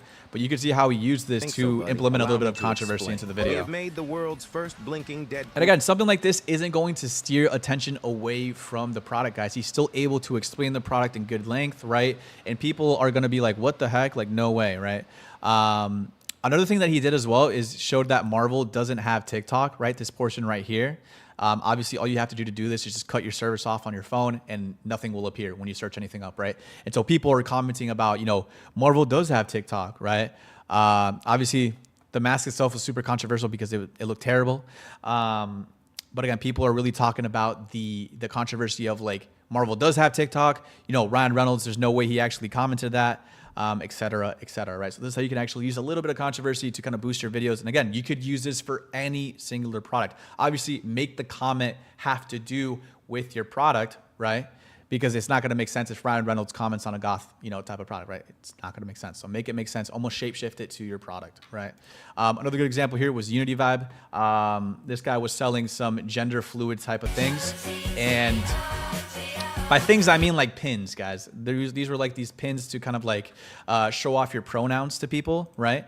Again, this is what you would call a controversial product, right? Because not only is, you know, the topic itself super controversial, but the product is too, right? And so again, he didn't have to use anything crazy, no fake comments, but just using this product in his videos is going to be controversial because again, people have their own opinions when it comes to gender fluid people in the United States, et cetera, et cetera. And you can see how people are saying this is a mental illness, but people are also saying I'm not gender fluid, but this is really cool, right? So you're gonna have, you know, the two sides, you know, kind of fighting between what's right, what's wrong. So yeah, that's going to be a very good example of a controversial product because again, LGBTQ is just super controversial here in the States. People have their own opinions. People are fighting over it back and forth. And you can see how just by showing the product, this guy's just getting crazy engagement. People are trolling. People are also fighting back for what they believe in, et cetera, right? So this is going to be a good example of a controversial product. And now the last one here, another controversial product here, we have the Trump scrubber. And again, anything that has to do with Trump is just going to be controversial, right? So again, this is a good mix of both, right? It's a controversial product, but it's also a controversial concept because this guy literally is cleaning poop out of his toilet. Poop in the sense it's probably chocolate. I hope so, bro. But yeah, you can see how he kind of made a hybrid of both a controversial product and a controversial concept. But again, don't ever run a product like this, bro. You want to stay away from this type of shit. And also it just attracts the wrong audience, bro. Straight burners in here. But you can see how controversial this video was by just tying both in. So again, he made a kind of like a hybrid. The next thing I'm going to talk about are contrast type of concepts. And you guys are going to start noticing these stars. And these are the ones that are going to actually convert the most for you guys. And so I went ahead and saved them for last for the people that deserve watching this. So here we have Shuttle X right here. Yeah, wait a minute. Get it how you live it. 10 toes in when we standing on business. I'm a big stepper. Underground methods. Top-notch hoes get the most, not the lizard. So as you guys saw right here, he did a concept and final product type of video. And this is going to actually boost engagement and also make the viewer want to see the final creation, right? And it's cool because these videos have been doing universally good since the start of organic. Like you could literally do this with any product and almost go viral with it because it's just a very good, high converting type of concept that makes people want to watch the whole entire thing, especially when you can kind of like almost drag it out a little bit more. He kind of dragged it out a little bit too quick. Like, yeah, he was already showing the final creation by the 5-second mark. So if I were him, I would probably show the final creation right around like the 9-second mark, 10-second mark. But it doesn't matter, right? It still did really good. It got over 3 million views, and you could see how you could just implement this immediately with your product, right? I also did this with Merkface. So right here, I said what people think I sell. And then I went ahead and showed the final product, right? What I actually sell, showing it on my face. And again, doing a quick little sneaky CTA. So again, if you guys are trying to actually add call to actions to your videos, you guys can go ahead and add a sneaky CTA is what I call it, right? And write it on a piece of paper and you won't get flagged for, trying to promote something on TikTok, right? Rather than you using like, the native TikTok font, overlaying it and then, your video not doing good, right? But again, I went ahead and implemented this kind of concept and yeah, it performs really good with almost any type of product. So yeah, that's going to be your contrast type of video. Next is going to be the creator, right? So putting yourself in position of the creator of the product. So again, very good high converting concept right here. And you can see how he's doing it right here.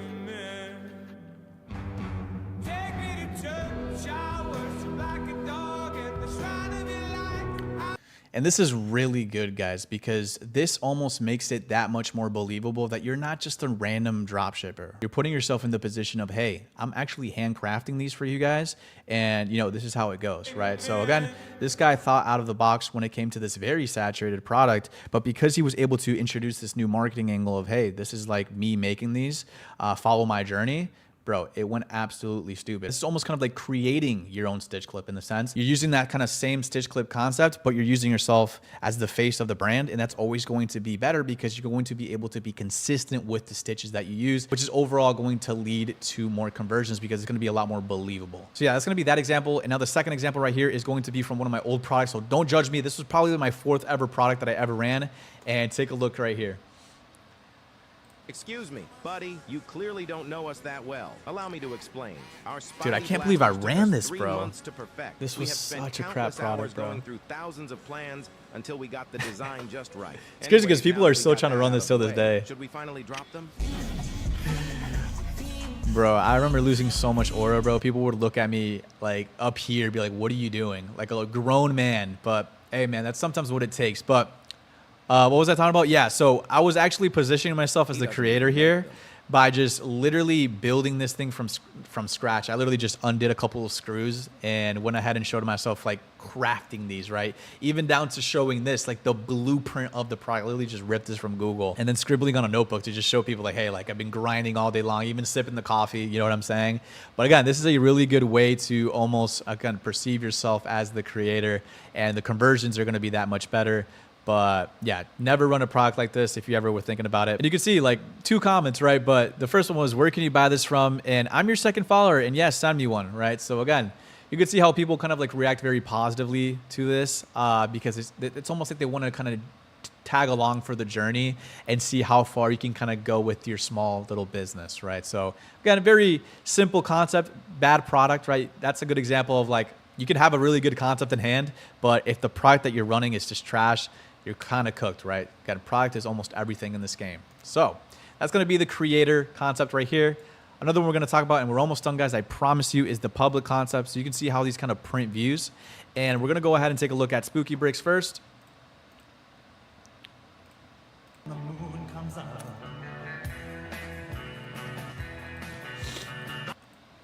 So yeah, it's a very simple concept. Pretty much you pretend to find this this product at a certain store, whether it's Target, Walmart, Build-A-Bear. You could even do McDonald's, Burger King, Pandora. There's so many different things. Again, it has to kind of do with your product. You're not going to find a, I don't know, like a car frame instead of a Happy Meal. It just doesn't make sense, right? You have to make sure it makes sense. So yeah, this concept does really good for universally almost every single product. Again, like I mentioned, it has to make sense, but you basically just plant it at a store and you pretend to find it, right? Not only is this going to add a little bit of controversy, right? But it's actually very engaging because when you film in public, right, there's actually a lot more depth in the video and you can see real people, right? Obviously with Spooky Bricks here, if you're watching this, what I would have personally done is made the whole entire video at the store, right? And again, you have to go out of your comfort zone a little bit. It's going to be a little bit awkward. People looking at you weird with the camera, with the tripod, even with a chest mount. I've done this multiple times, but I promise you it's only going to make you go viral, right? So again, imagine you're doing the whole unboxing at Target, right? Not only is it going to be a little bit controversial because you're not supposed to open up products at the store without, you know, purchasing them first, but it's going to almost make it a little bit more believable to the viewer that, hey, this is a real thing. They're also going to be seeing like random pedestrians walking, etc., and it's going to boost the video that much more, right? But again, you could see how people are saying, we don't shop at Target right now, right? People are currently boycotting Target. So again, Target in general is just very controversial, and you're gonna get a whole bunch of comments, either asking, hey, where do you get this? Is this true?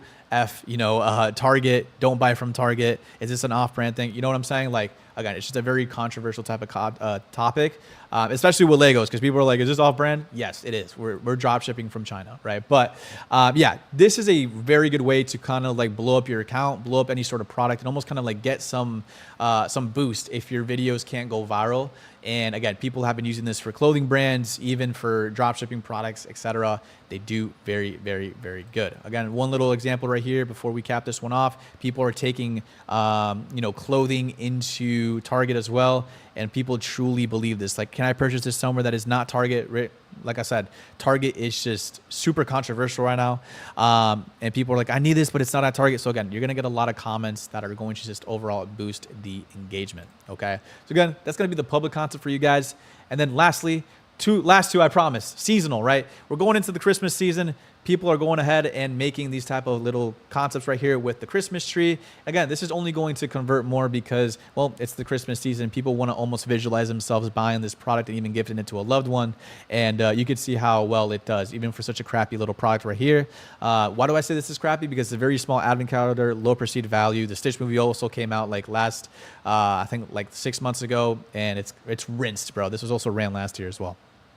But anything Christmas related with a Christmas tree is going to do good because we're in the Christmas season. So again, that's the bare minimum that you should be doing now, right? It's the 23rd of October. You have like a week left until Halloween. So after Halloween, bro, it's time to go all out with these Christmas trees. Go buy yourself a Christmas tree from the store, put it in your living room, and start going crazy, right? It's only going to perform a lot better and convert. You also have to remember, it's going to be pushed out more by the algorithm because anything that has to do with Christmas is almost like a trend, all through November and December, because it's the holiday. So it's going to get pushed out even more. And now the final one right here, we have Ghoul Bricks. And you can see how this person went ahead and did a Halloween advent calendar and made it, kind of spooky, right? Again, it could be as simple touch as like playing something on your TV, right? That has to do with that particular season, and it's going to do a little bit better, right? Obviously, this is a crap product as well. Would never run this. And yeah, that's pretty much it, right? He's almost kind of like turning his background into the Halloween type of vibe, right? And that's the bare minimum you could do with these advent calendars as well, right? Tying it into whatever holiday you are targeting, right? Lastly, storyline. Okay, these are by far some of the most impactful ones and hardest to do, genuinely, because it takes a lot of creativity. And I want to go ahead and introduce you guys to this My mom product spent right her here. last money to give me this spider mask as a present. I was so happy and immediately showed to my brother, and he laughed at me. I couldn't let that sit on me and immediately threw my mask away and bought one from Spider Studio. It has controllable eyes with this Ring remote, and best of all, it costs less than 10 coffees at Starbucks. Who has the cooler mask now? My mom spent her... So you could see how this guy created a storyline revolving around his product. Obviously, it's a different variation of a superhero mask. It also blinks, and he did a phenomenal job, because not only does it explain the storyline of the mom finding the mask and whatnot, it also keeps you engaged, because you almost want to know the full story, right? His brother laughed at him, right? You can see at this point he's showing it to his brother. He makes fun of him. He throws it in the trash.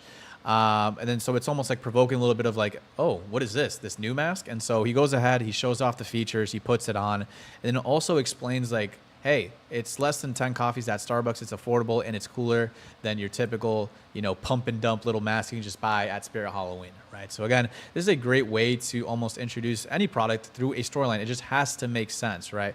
And so I personally did this with Deadpool. I literally copied this guy one for one, added my mask, and went viral, right? But again, it has to almost do with your product. So again, if you wanted to maybe do this with a advent calendar, you can go ahead and create a storyline where, you had an old advent calendar from last year, your brother made fun of you for it, then you bought this new advent calendar from your brand, and you showcase it, and then you can even talk about how it's affordable and you're not getting made fun of anymore, right? So again, it's a great way to create a little bit of curiosity, up your retention, and also just come up with a new video concept that, yes, takes a little bit more creativity, but goes ahead and, converts that much better, because people truly believe these storylines. Now, the final one that I'm going to show you here is this one right here. And this is by far the craziest type of marketing that I've seen for a product. I don't know if these guys are doing organic dropshipping, but Titan Toys T3 has been here since the dawn of my journey. And they've been kind of making these 3D printed figures and running them organically through like only storyline concepts. So take a look at this. This is literally a freaking movie. T3, if you're watching this, bro, let me get you on a call for my students. I want to like break down your whole creative process, because I applaud you for this, because this is insane. Watch this. Let me know what you think, and then we'll break it down. Scientist. A long time ago, there was a scientist who loved creating inventions and spending time with his young son.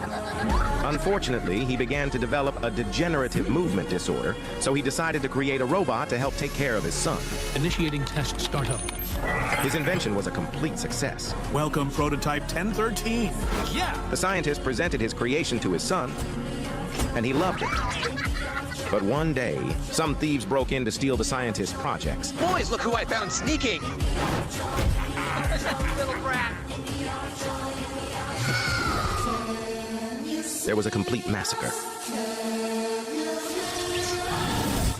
My child. No, this wasn't supposed to happen. I'm so sorry. Even though the prototype was destroyed and powerless, it somehow got back up. All right, guys, that's going to be the video right there. Insane storyline, just going through the whole like child and dad type of thing, and the villain story, right? And you could see how well these videos do for his YouTube, because like I said, he solely relies on storyline type of videos, which does take a tremendous amount of creativity. But you could see how this guy literally built a brand with these 3D printed figures using solely organic marketing and storylines, bro. Not only does he have almost 1 million subscribers, but he's also huge on TikTok. And these guys have been around since the dawn of time, almost 1 million followers on TikTok. They also have a huge Instagram as well. But what I'm trying to say is like, this is such a crappy product, right? These are just 3D printed figures, but because people buy into the story of each individual figure and, the villain story or whatever story they have, right? Because again, these guys introduce a new variant like every single month almost. It's insane, bro. It's insane. These guys have probably made multiple 6 figures just from these type of storylines. So again, this is a great way to make a crappy product into a very valuable product just through intrinsic storytelling, right? And almost adding lore behind your product, because there's literally T13 lore now, and people literally watch this like a TV show. And I think they also released some sort of like long form type of, seasonal shit. And you can just see, bro, like the amount of views that these guys get. And again, if we take a look at their website, bro, this is a normal product. You can probably source this on Ali at this point, but you could see how these are just 3D printed models that he's able to sell for $30 because of that storyline he's been able to create behind him, right? And so this is going to be a great way to actually use storylines for your product, because not only does it up the intrinsic value of that very product, but it also entices the viewer to watch that whole entire video, learn more about the storyline, and increase your views, right? So yeah, that's going to be it for today's video, guys. We went ahead and almost covered the majority of the concepts that you should be running for organic dropshipping. Like I mentioned, the one with the stars are going to be the best converting ones, but I would honestly try all of these for your product and see how you could possibly tie one of these to your current product that you're running at this very moment, because I bet you that you can go beyond the whole stitch concept and start looking at these other concepts and really putting yourself apart from 99% of people that are only relying on grandpa stitch clips and selling slippers and coming up with these fake stories that are damn near borderline scamming, right? And that's 99% of the space now. It's almost kind of embarrassing to kind of be an organic dropshipper right now, but I'm here to tell you guys that there is a way to actually do this legitimately, and I'm here to change the space from. We're going back to the old way of organic, to where it actually takes skill to make content and a little bit of creativity. Today, I'm bringing you more of an informational video about me and how I've been able to make over $100,000 using only TikTok organic. I'm going to be specifically just mentioning TikTok today because I feel like it's a platform that's completely overseen and a lot of people just don't understand it. It's currently 10:26 at night, as you guys can see. So if I'm talking a little bit like skittish, then this is exactly why. It's pretty late at night, so I don't want to wake anybody up. So we got to understand TikTok as a platform. Okay, so TikTok as a platform is a dynamic social media platform that feeds on creativity, originality, trends. With its algorithm favoring engaging, fresh content, TikTok pushes people to innovate and bring new ideas to the table constantly. So this is a type of platform that is always looking for something new, okay?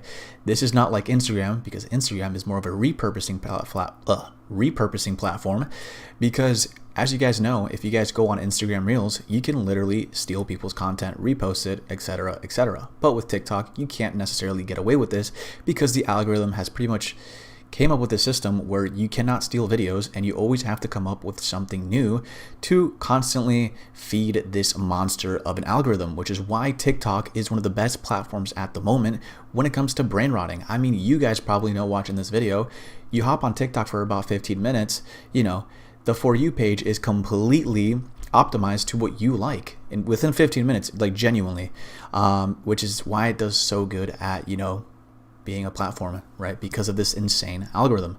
So I call TikTok a Bugatti. It's kind of like a Bugatti, a really nice car, right?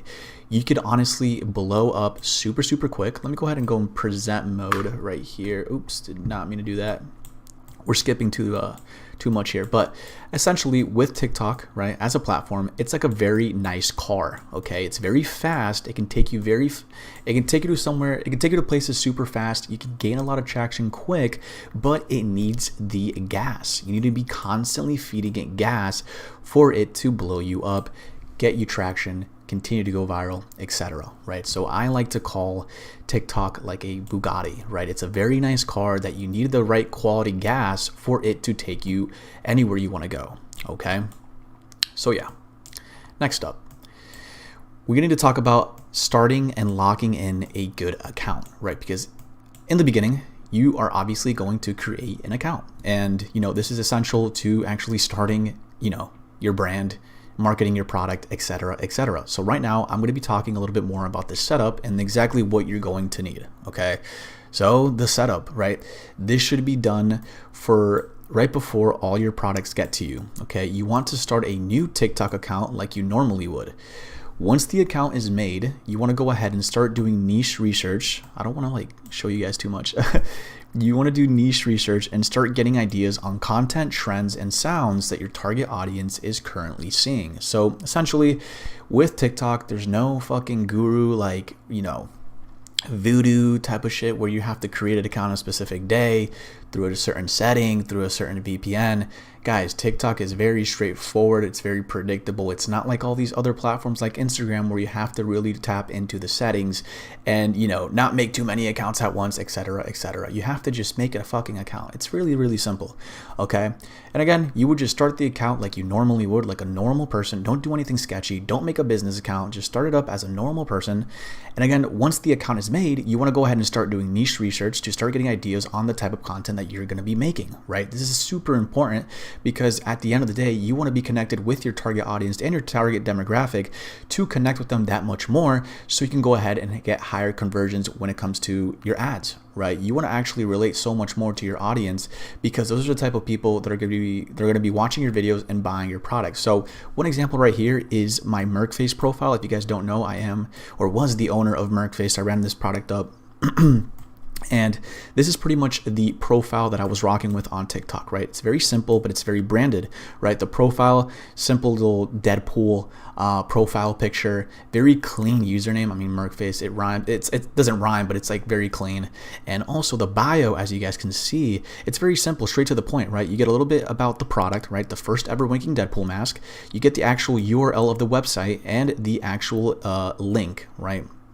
And this is crucial, right? Because sometimes with TikTok, there comes a point where your actual bio right here, oh my God, that's so fat, Jesus. The actual URL of the website might go away sometimes. It's a glitch going on TikTok. I don't know why. So what I like to do to, again, boost my conversions is to keep the actual URL of the website. So if this doesn't pop up, right? If this doesn't pop up, they can just go ahead and search it up on Google and it'll pop up. Okay. So again, this is kind of like the setup that I got going on. Something that I would do differently right now is instead of pinning the most viral videos, I would go ahead and pin my CTAs, but that's for another video. Okay. If you know, you know. So once the For You page, okay, is optimized, you go ahead and start working on your logo and your bio. Again, super simple. This shouldn't take more than an hour. Okay, this is literally ripped off Google, and the bio, again, super like generic dropshipper kind of thing, but it's good. You want to make sure your bio and logo are simple and clean. Again, you don't want to overdo it in the beginning, and you want to keep scrolling and engaging on content for 10 to 15 minutes every couple of days until your product arrives. So again, when you make a profile, typically you're doing this right before right before the product arrives to your house. And again, you are pretty much optimizing this profile to its fullest potential. Again, making sure that it's only seeing, you know, content that has to relate with your product, as well as you're just fully decking it out, you know. So once the product gets to your house, then you can go ahead and market it. Okay. So next step, how do we actually find winning video concepts, right? This is important because how the fuck are we going to market a certain product if we have no idea how to market it, right? So the first 2 weeks or two, you will be testing different video concepts on a daily basis to see what works. So right when the product gets to your house, you're going straight to testing, okay? This could be trending videos within the niche, winning concepts from competitors, or known organic concepts that have been proven to work. So again, you're tapping into your niche, you're seeing what kind of concepts or viral videos that are going on within that moment, right? So again, if you're running like a fucking, I don't know, like a football product, right? Like American football product, you're optimizing that For You page to only see football stuff. And then you're looking into, you know, viral videos that are going on within the first week or the first month of, you know, you starting that product, right? So again, you can do like super niche research and do really niche down content. Also, you can go into like winning concepts for competitors. So again, if you're doing the burner method and you maybe found this product from a competitor, you can go ahead and start copying his top performers, right? When it comes to his ads. Or you could just do known organic concepts that have been proven to work. So again, this could be your prototype versus final product type of videos, or your contrast videos, before and after, etc., etc. We all know these, okay? So I call this the machine gun phase, okay? The machine gun phase, since you're literally testing as many concepts as you can to see what would work best for your type of product. So again, you're pretty much just throwing shit at the wall and seeing what sticks, okay? And what I've noticed from this, right, is that the best, like the concepts that do the best are the ones that are the most relatable to your target audience. It fits their vibe. So going back to, you know, targeting people that like sports, if you can really just relate to your target audience and really fit within that vibe, they're going to relate to you that much more and actually trust you when it comes to buying your product. Because at the end of the day, if you are selling, a product that's very niche, again, I'm going to be mentioning sports, you want to connect as much as possible with your target audience. So A, they trust you, B, they relate to you, and C, they watch your fucking videos. Because at the end of the day, if you are trying to target a certain target demographic, right, of people, you want them to watch your videos, because again, you're going to be on their For You page when they're brain rotting. And how do you expect to actually sell a product if they're not going to watch your fucking videos? So again, you have to make it relatable. All right. Next, I know I'm yapping a lot, so sorry about that, but I just want to make you guys understand this. So what to do when you find a winning concept. Okay. So once you find an outlier, you go ahead and double down on the style of content. You want to try and perfect your content revolving around this winning concept that you found to maximize the quality and performance. So eventually you will find a concept that goes viral or it gains a lot more traction than the other concepts, right?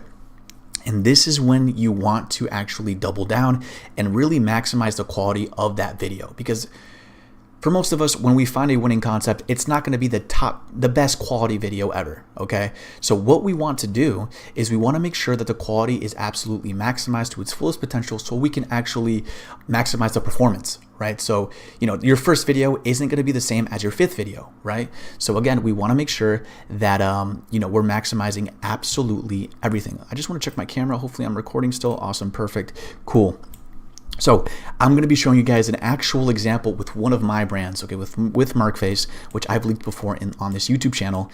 And I want you guys to take a look at exactly what I did, okay? So this was right when I started the product, okay? So we're going through every single ad numerically, okay? So this was the first ever ad I ran, 2nd, 3rd, 4th, 5th, 6th, 7th, and 8th. These are the first 8 ads that I ever made for MarkFace, all right? So off the bat, you could tell that I was gaining a lot of traction in the beginning, right? This product alone was super viral. It was very intrinsically viral. I was the first one to do it, so that's why I was getting insane amounts of views, right? My first video did 1 million views.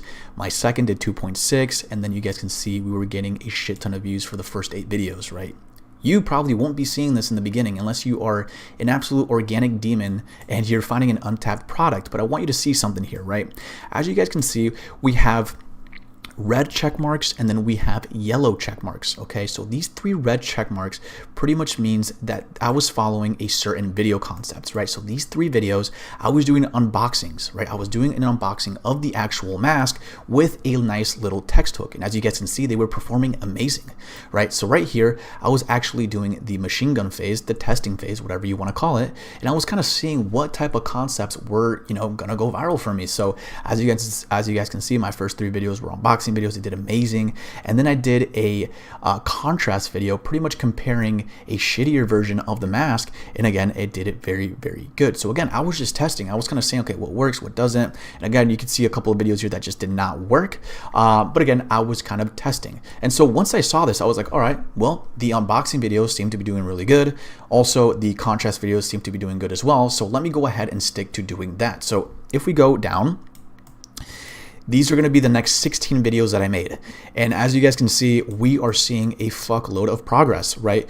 We are seeing a variety of unboxing videos and contrast videos, right? So we're seeing 8 different contrast videos and 2 different unboxing videos, right? The 2 unboxing videos that I did, got me 4.1 million views and then 49K. But then I was like, all right, well, clearly this wasn't going to get me a lot of views because again, I was just still testing, right? So I was like, fuck it. I was going to do more, contrast videos. So I did. And as you guys can see, the first one I did got 35K. This one kind of flopped, but then this one did 123K, 300K, and then 1.8 million. I was like, holy shit, these contrast videos do amazing. So I kept on doing it. 173,000, 900,000, 184,000, 80K, etc., etc. You get the gist here, right? I was essentially looking at the data from the first 8 videos. I saw that 2 concepts were doing good, and then I went ahead and started making more of them, right? I doubled down on what was working, made them a lot better, got more creative with my videos, and as you guys can see, it got me a lot more views. Again, doing a combination of unboxing and contrast videos, right? So yeah, This is really just looking over the data and analytically looking at what works and what isn't working. Because with TikTok, you really do need to study the data and see what the platform likes and what it doesn't like. Because again, you have to understand that it's a fucking monster that you have to consistently be feeding, okay? And you're gonna learn a lot more about this now, okay? So, obviously, you need to monitor your content and start adapting, because eventually, right, these winning concepts that you have, they won't last forever, especially on TikTok. You guys know this. This is a very short-term kind of platform. Things die down a lot quicker. Like, you guys can blow up super quick, but you guys can also die super quick. You know what I'm saying? So this is where most people start to actually freak out. This is normal on TikTok, like I said, since the algorithm is always seeking something new for the audience and the platform. So this is where we have to adapt and go back to the machine gun phase to continue to find winning concepts and actually get more creative, right? Because this is when the platform is demanding for you to get more creative. It's like, listen, man, you have done all these different videos and we gave you so many fucking views. Now you need to do a little bit more, right? You need to do more. You need to start working for these views, right? And this is where people actually just fucking give up, because people don't want to put in the work and they're like, oh, my product's done, I have to fucking move on to a new one. Bro, you haven't even touched the fucking surface yet, bro. And this is what I'm talking about. So going back to Merc phase, again, this is all numerical. So this is right after these other videos. You guys can see that I went back to the machine gun phase. So I was testing a whole bunch of different other concepts, right? I was doing very niche down concepts. I was doing unboxing videos. I was doing just a whole bunch of bullshit. But as you guys can see, right, we were still doing these contrast videos. They were still performing relatively well, right? We had 140K, almost, 280,000, and then down here, almost 70,000 views, right? So again, things started to die down a bit. Obviously, I wasn't going crazy like before, but a couple of concepts were still making me a good amount of money, right? But things were slowly dying down. I mean, you guys are seeing here like 3K views, like things were going to shit, right? So this is when I was doing the machine gun phase at its finest, and I was really tapping into a couple of things, right? I was tapping into very niche content and AI content, doing AI voiceovers. So again, this is immediately after these videos.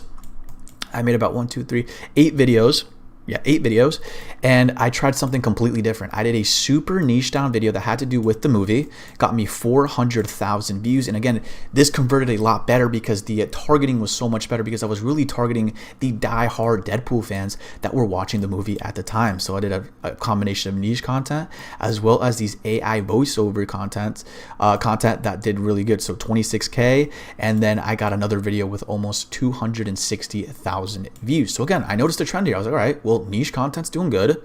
AI content completely new, and it's doing relatively good. So let me go ahead and double down on what's working again.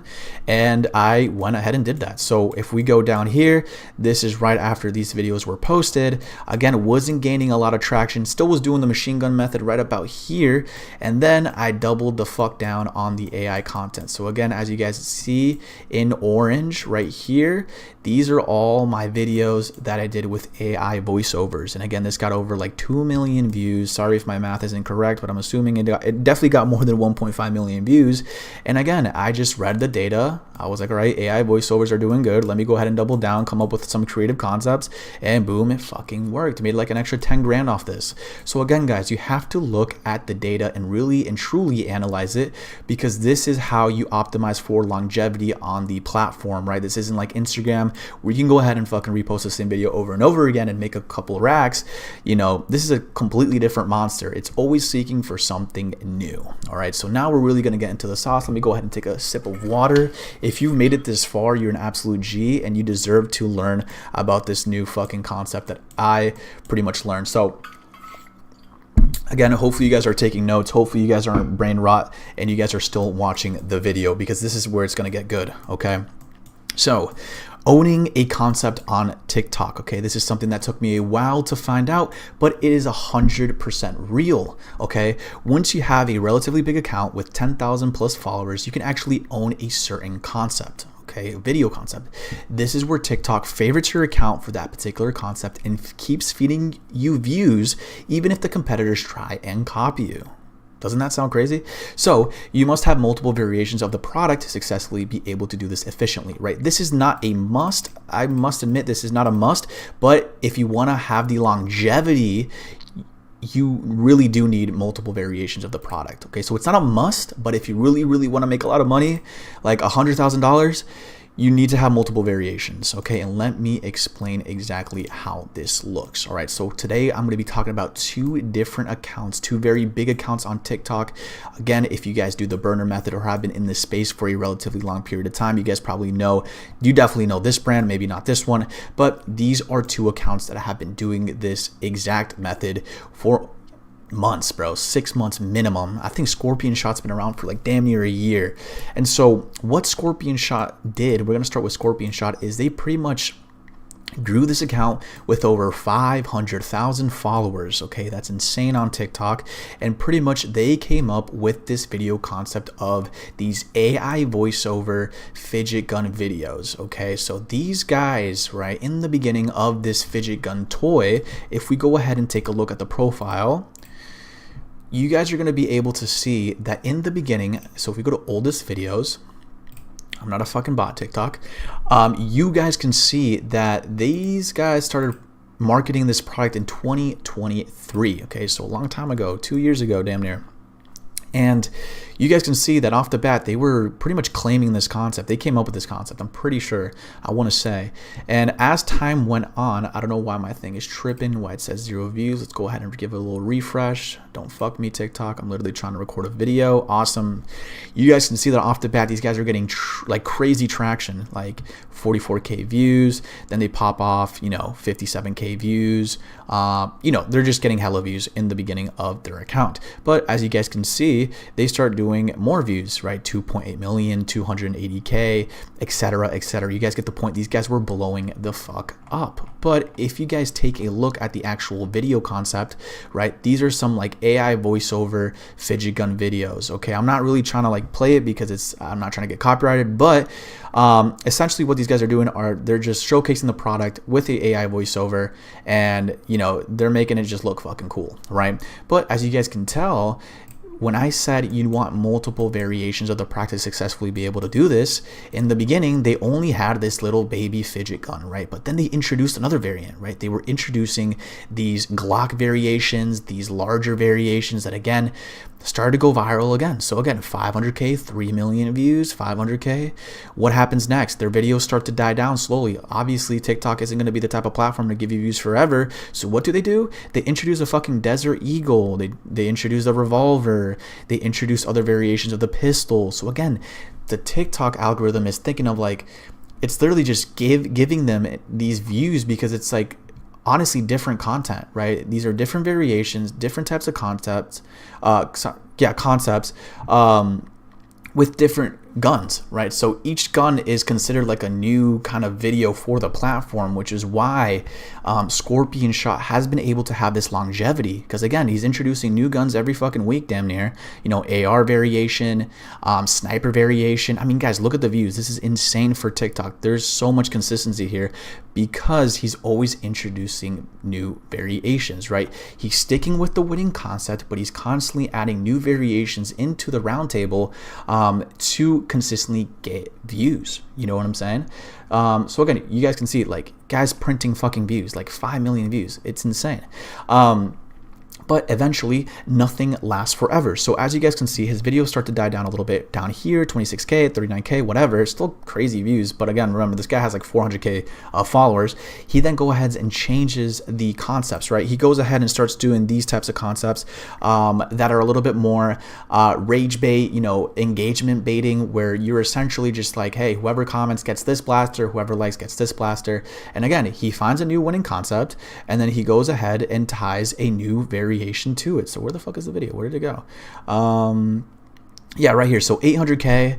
Then he does the same thing, but then introduces different variations. So he does like a banana, a fucking sniper, a little pistol, 600K. Does the same thing with like a Glock variation. Obviously he's introducing new stuff, but still keeping that winning concept that he found. And then 500K, 700K. You guys get the gist here, right? And now I think that he's at a point where this concept is no longer working for him, right? Obviously, like fucking printed in money. But now he's at a point where he was like testing something new. So again, he's back to the machine gun phase testing, and eventually he'll find a winning concept and go ahead and run it the fuck up with all these variations of these guns that this guy has. Okay, so this is the first example. Hopefully you guys are still getting this. The second example right here is Shop Suavio. Okay, this is actually a product that I actually ran in the past. It's funny that I'm popping this up, but if we go to the oldest videos right here, this guy started with this first variation of this jewelry piece. Again, this guy's selling jewelry, guys. Okay, so this is very niche couple kind of thing. And again, he was starting off with these little bracelets, and then eventually he came up with this concept right here, where he's literally just unboxing the bracelet, and it's like in a dark room. It's very organic. It doesn't really scream out like ad, and this gets 1.1 million views. He's like, okay. He read the data. He said, all right, let me go ahead and do it again. He does it again, but he go ahead, and he added like a new variation of the product with some packaging, and then it included a ring instead. So again, this video did 2.5 million. And so you see a trend here. This guy analyzed the data, and then he just doubled down. So he's doubling down right here, doubling down. And then guess what he does? He introduces a new variation towards this part right here, which is the fucking teddy bear variation right here. This one absolutely ripped. So once, again, he was still getting crazy views, but once he actually introduced this teddy bear variation, he got 25 million fucking views. So he got 25 million with the red one, 8.4 million with this color, and etc. printing views. So as you guys can see, both accounts found a winning concept and then introduced different variants within that winning concept to continue to print them money. Because now Suavio is no longer doing the teddy bear. He's doing, I think he went back to these, and then now he's doing something else. I mean, damn, he's still doing the teddy bear with different colors. Yeah, he's still doing that, doing a couple UGC videos, and you guys can see how he's evolving. He's evolving to the platform and seeing what the platform wants from him, because again, no longer are these teddy bear videos working. Actually, they still kind of are. Holy shit, he's still ripping. But you guys gonna kind of get the gist here, right? He's kind of switching up his concepts right here. And again, you have to essentially adapt. You have to adapt to these platforms, right? These two accounts are still ripping and literally printing money every single day on TikTok because they're adapting, right? They're adapting to the algorithm, and they're adapting to what it wants, right? Once a winning concept dies down, they go back to the machine gun method and they find other concepts, and then they rinse and repeat. But this is why I'm talking about it's super important to actually have multiple variations of the product to be able to do this for a long period of time. Because with Merkface, right? With Merkface, I only had one variation, right? It was the fucking mask. So obviously this was kind of like a little pump and dump product, because A, the product really wasn't good, and B, there was only one variation of it. But imagine, I had different variations of the Deadpool winking mask, or I was, introducing new superheroes, etc., and just, rinsing and repeating these winning concepts with the new variations. You hear what I'm saying? So yeah, this is pretty much the TikTok little money glitch that I've been rinsing and repeating for these last couple of months, which has literally made me over $100,000. So the final takeaways of this is that TikTok is, again, one of the most overlooked platforms in the organic dropshipping space, because most people, like I said, are too lazy to keep up with it or to adapt to its algorithm. They try for a bit, they don't see instant success, and they give up, when in reality there's a clear formula to making it work long term. Again, I've already laid out the exact system for you. If you follow it, you won't have a problem. Unlike Instagram, where you need to have a primed account and look for views, TikTok is way more predictable and data driven. So I like the whole sense of like being predictable and really just taking a look at data, because again, TikTok is so much more predictable. There's no like having to have a primed account, praying to get views, right? I'm not saying it's like better or worse. I'm just saying it's just a different platform that's typically misunderstood, and a lot of people just completely oversee it. They're just only focusing on the Instagram method and not even like trying to put in the work for TikTok. Like, why not do both? Why not print on Instagram and also print on TikTok if you actually learn how to like use it? You know what I'm saying? And hopefully this video actually taught you how to use TikTok effectively to be able to do both, right? Because again, if I'm making $100,000 alone on TikTok, and also, having a primed Instagram account with multiple products, then bro, you have a completely other funnel of revenue. You know what I'm saying? So why just completely neglect TikTok, right? So again, this is why I mastered it so quickly. It's literally handing out money and views. You just have to understand what it wants and go all in. Again, TikTok is literally just a very nice car. It's very fast. It can get you a lot of views quick, but you need to give it the right gas and always consistently be feeding it gas, because again, these really fast cars, they fucking eat up gas, okay? And again, this is how I've been able to generate these results in a couple of months just with TikTok alone. These are a couple of brands you guys can go ahead and check out. And again, this is pretty much the whole system that I've built out when it comes to TikTok organic and how to actually succeed on it. Because again, you guys can go ahead and take a look at these brands that are still ripping till this day. So again, if you guys did enjoy this video or found any sort of value within it, please drop a like, subscribe, follow me on Instagram. Also, if you do want to work one-on-one with me personally, where I literally teach you everything, take a look in the description below and you'll find a little bit more information on that. So yeah, guys, hopefully you guys did enjoy this style of content, style of video, and I will catch you guys in the next one. Peace out. Perfect. So let's jump straight into it. I'm recording. All right, cool. So pretty much what I wanted to talk about today, and I was actually talking to Zach about this earlier, is Instagram, because I've never really touched on this. I don't know why, but it's actually a great, it's a great day to touch on this because, well, like Zach, we were just talking earlier about this. Like Instagram is literally hands down probably the best platform for organic. And I'm pretty much just going to be explaining it in this entire little presentation here. So pretty much we're going to be talking about how to run up an absolute bag with Instagram consistently. And a little bit of an introduction for you boys, since you guys are pretty new to this, is that Instagram is the #1 platform when it comes to organic dropshipping, hands down. Okay. It's the most consistent platform for views and just overall money. Because with Instagram, and I was talking this to Zach earlier, I think maybe Jay, I must have mentioned it maybe really briefly, is that you could essentially repost a lot of your videos and just continue printing with just one viral video, right? And this is something that you can't necessarily do on TikTok because TikTok is always demanding new and fresh content. But with Instagram, you could essentially just repost videos over and over again, one-to-one, right? And you see this a lot when it comes to Reels. Like even you see this with like meme pages. Like meme pages will literally just rip content from each other and just repost it and it'll get millions of views, right? But when it comes to TikTok, you can't necessarily do that. But again, Instagram is probably the laziest and most powerful way to make money online right now, just because of that one factor of like being able to repost, build an account, and just pretty much build like consistent income, which is really, really hard to do with TikTok, because with TikTok, like I said, it's only just demanding more as time goes on. So let's talk about it. So before we even start, we need to pretty much get a account locked in, right? To even do this, right? So if you've never had a primed Instagram account, you just got to push through until you do. So essentially in the beginning of your dropshipping journey, you're going to be making a fresh Instagram account for that particular product. Okay. And 9 out of 10 times, it's not going to be a primed Instagram account. That's just how it goes. So essentially what we're trying to do here is make accounts until we have a primed Instagram account. And like, how do you know what a primed Instagram even looks like, right? So if you ever had a primed IG account, you either recycle it for a new, all right, let me actually not get to that yet. But essentially how you know you have a primed Instagram account is if like you post 5 videos and they're at least getting like 1,000 to 2,000 views. If that's the case, then you have a primed Instagram account. The more the merrier. Let's say you start a new account and your videos are getting, 5 to 10 views. You're kind of cooked. Okay. That means that your Instagram account is either flagged for something or you just got really unlucky and it's just not, primed. And that's when you would go ahead and make a new account. Right.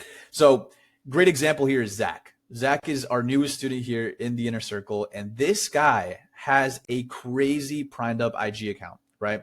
And so Zach, I want you to give me a little bit of feedback here, because if you've ever had a Prime G account, like how easy it is to get views, right? Because your account is like the exact representation of that. Like you have stuck with one singular video concept, and it's just been printing you views, and like that's literally the power of it. Because all you really need to do, guys, is find one video concept, or maybe 2 or 3. I like to essentially find 3 just so I can recycle through all of them. But really, all you need is like one. And once you find that like super viral concept, bro, all you could do is just remake it over and over and over again. And like, it's the laziest way to make money. So again, if you've ever had a primed IG account, you either recycle it for a new product or you use it as a main account to lead from. So pretty much what this means is like, let's say you lock in a primed account, right? Let's say that you're like, holy shit, this account is primed up. I'm getting thousands of views per video, and you run a product, right? Let's say eventually that product dies down. What you can do is you can literally recycle that same account and add a new product to it, right? And obviously this works better if the product falls in the same niche of that product that you ran before. But you can essentially just reuse that same account for another product and get just as many views or even more, right? Another thing too, guys, that you guys probably don't know is that you can actually use it as a main account to leech from. So Zach, in your situation, right, you have a super primed up Instagram account. And then with that Instagram account, you can go ahead and actually make a new Instagram account using like the same profile, but just changing the username. And it'll do just as good 9 out of 10 times. Sometimes it doesn't, but most of the time when you do that, it'll do just as good.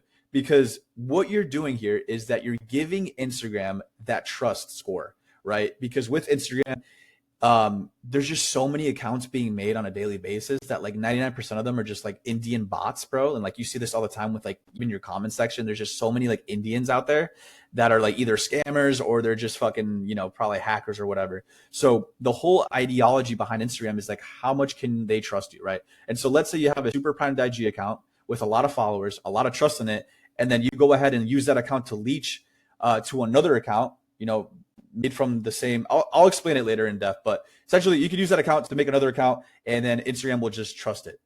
Simple as that.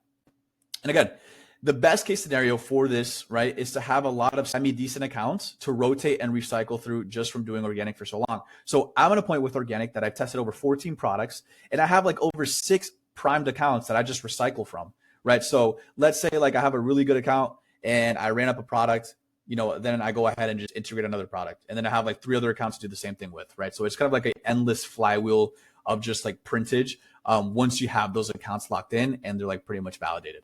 Okay. Cool. So now we're going to talk about the actual setup and how to actually do this, right? So the setup, right? So when you're making a Instagram account, the best setup to do is like a business account. Don't actually start a business account, but I'll show you how your account should look like. Because Jay, you were asking me like, what should I like add in the bio? How should I optimize it? I'm pretty much going to show you. But again, when you're making your account, you have to make sure that when you are making it, it's going to ask you like, do you want to recommend your videos to Facebook? You always have to turn this on because that's just pretty much extra views going into your videos. Because essentially what the platform does is that you'll post a reel and then it'll just repost it on Facebook because Meta is Instagram and Facebook if you don't know. So it's just pretty much extra views. And again, when you are posting videos, it's also going to give you, sometimes it'll give you an option for like using 3 topics. So whatever niche you're in, just make sure that your topic falls into that. This is only for a couple of accounts. Again, when it comes to making an account, each account is different. Because I think like just Instagram in general is just like testing a whole bunch of features. So if you have this feature, make sure you use all 3 topics when you're making the account. If not, you're good. And then essentially what I personally do is I post. So my first 19 and 12 videos are on main grid and real grid. After that, I switch to real grid only. So what this pretty much means is like when you hop into like an Instagram account, like for this one, for example, we're going to like take a look at. This is like my personal product, by the way. Essentially you have like the posts, right? And within the posts, you guys can see a variety of like reels and then actual feed posts, right? So in the beginning of your account, you want to make sure that you're posting, 9 to 12 videos on main grid and real grid. But then after that, you just switch to real grid only, just because again, you're just trying to build that trust with the platform. And then eventually telling like, hey, I only like to do reels, right? If that makes sense. I don't know where my webcam went. Can you guys still see it? Virtual camera. All right, we're back. Oh, okay. So yeah, typically that's how I kind of do it. The first 9 to 12 vids, I alternate between both. And then eventually I only stick to the real grid. I don't know why, but this works, bro. It's like the weirdest shit with Instagram. Okay. So once you actually figure out the account is good, right? Let's say like you actually figured out, okay, this is like a primed account. I'm getting really consistent views. I'm getting, pretty good engagement. That's when you actually double down on finding your account's winning format. So going back to Zach, right?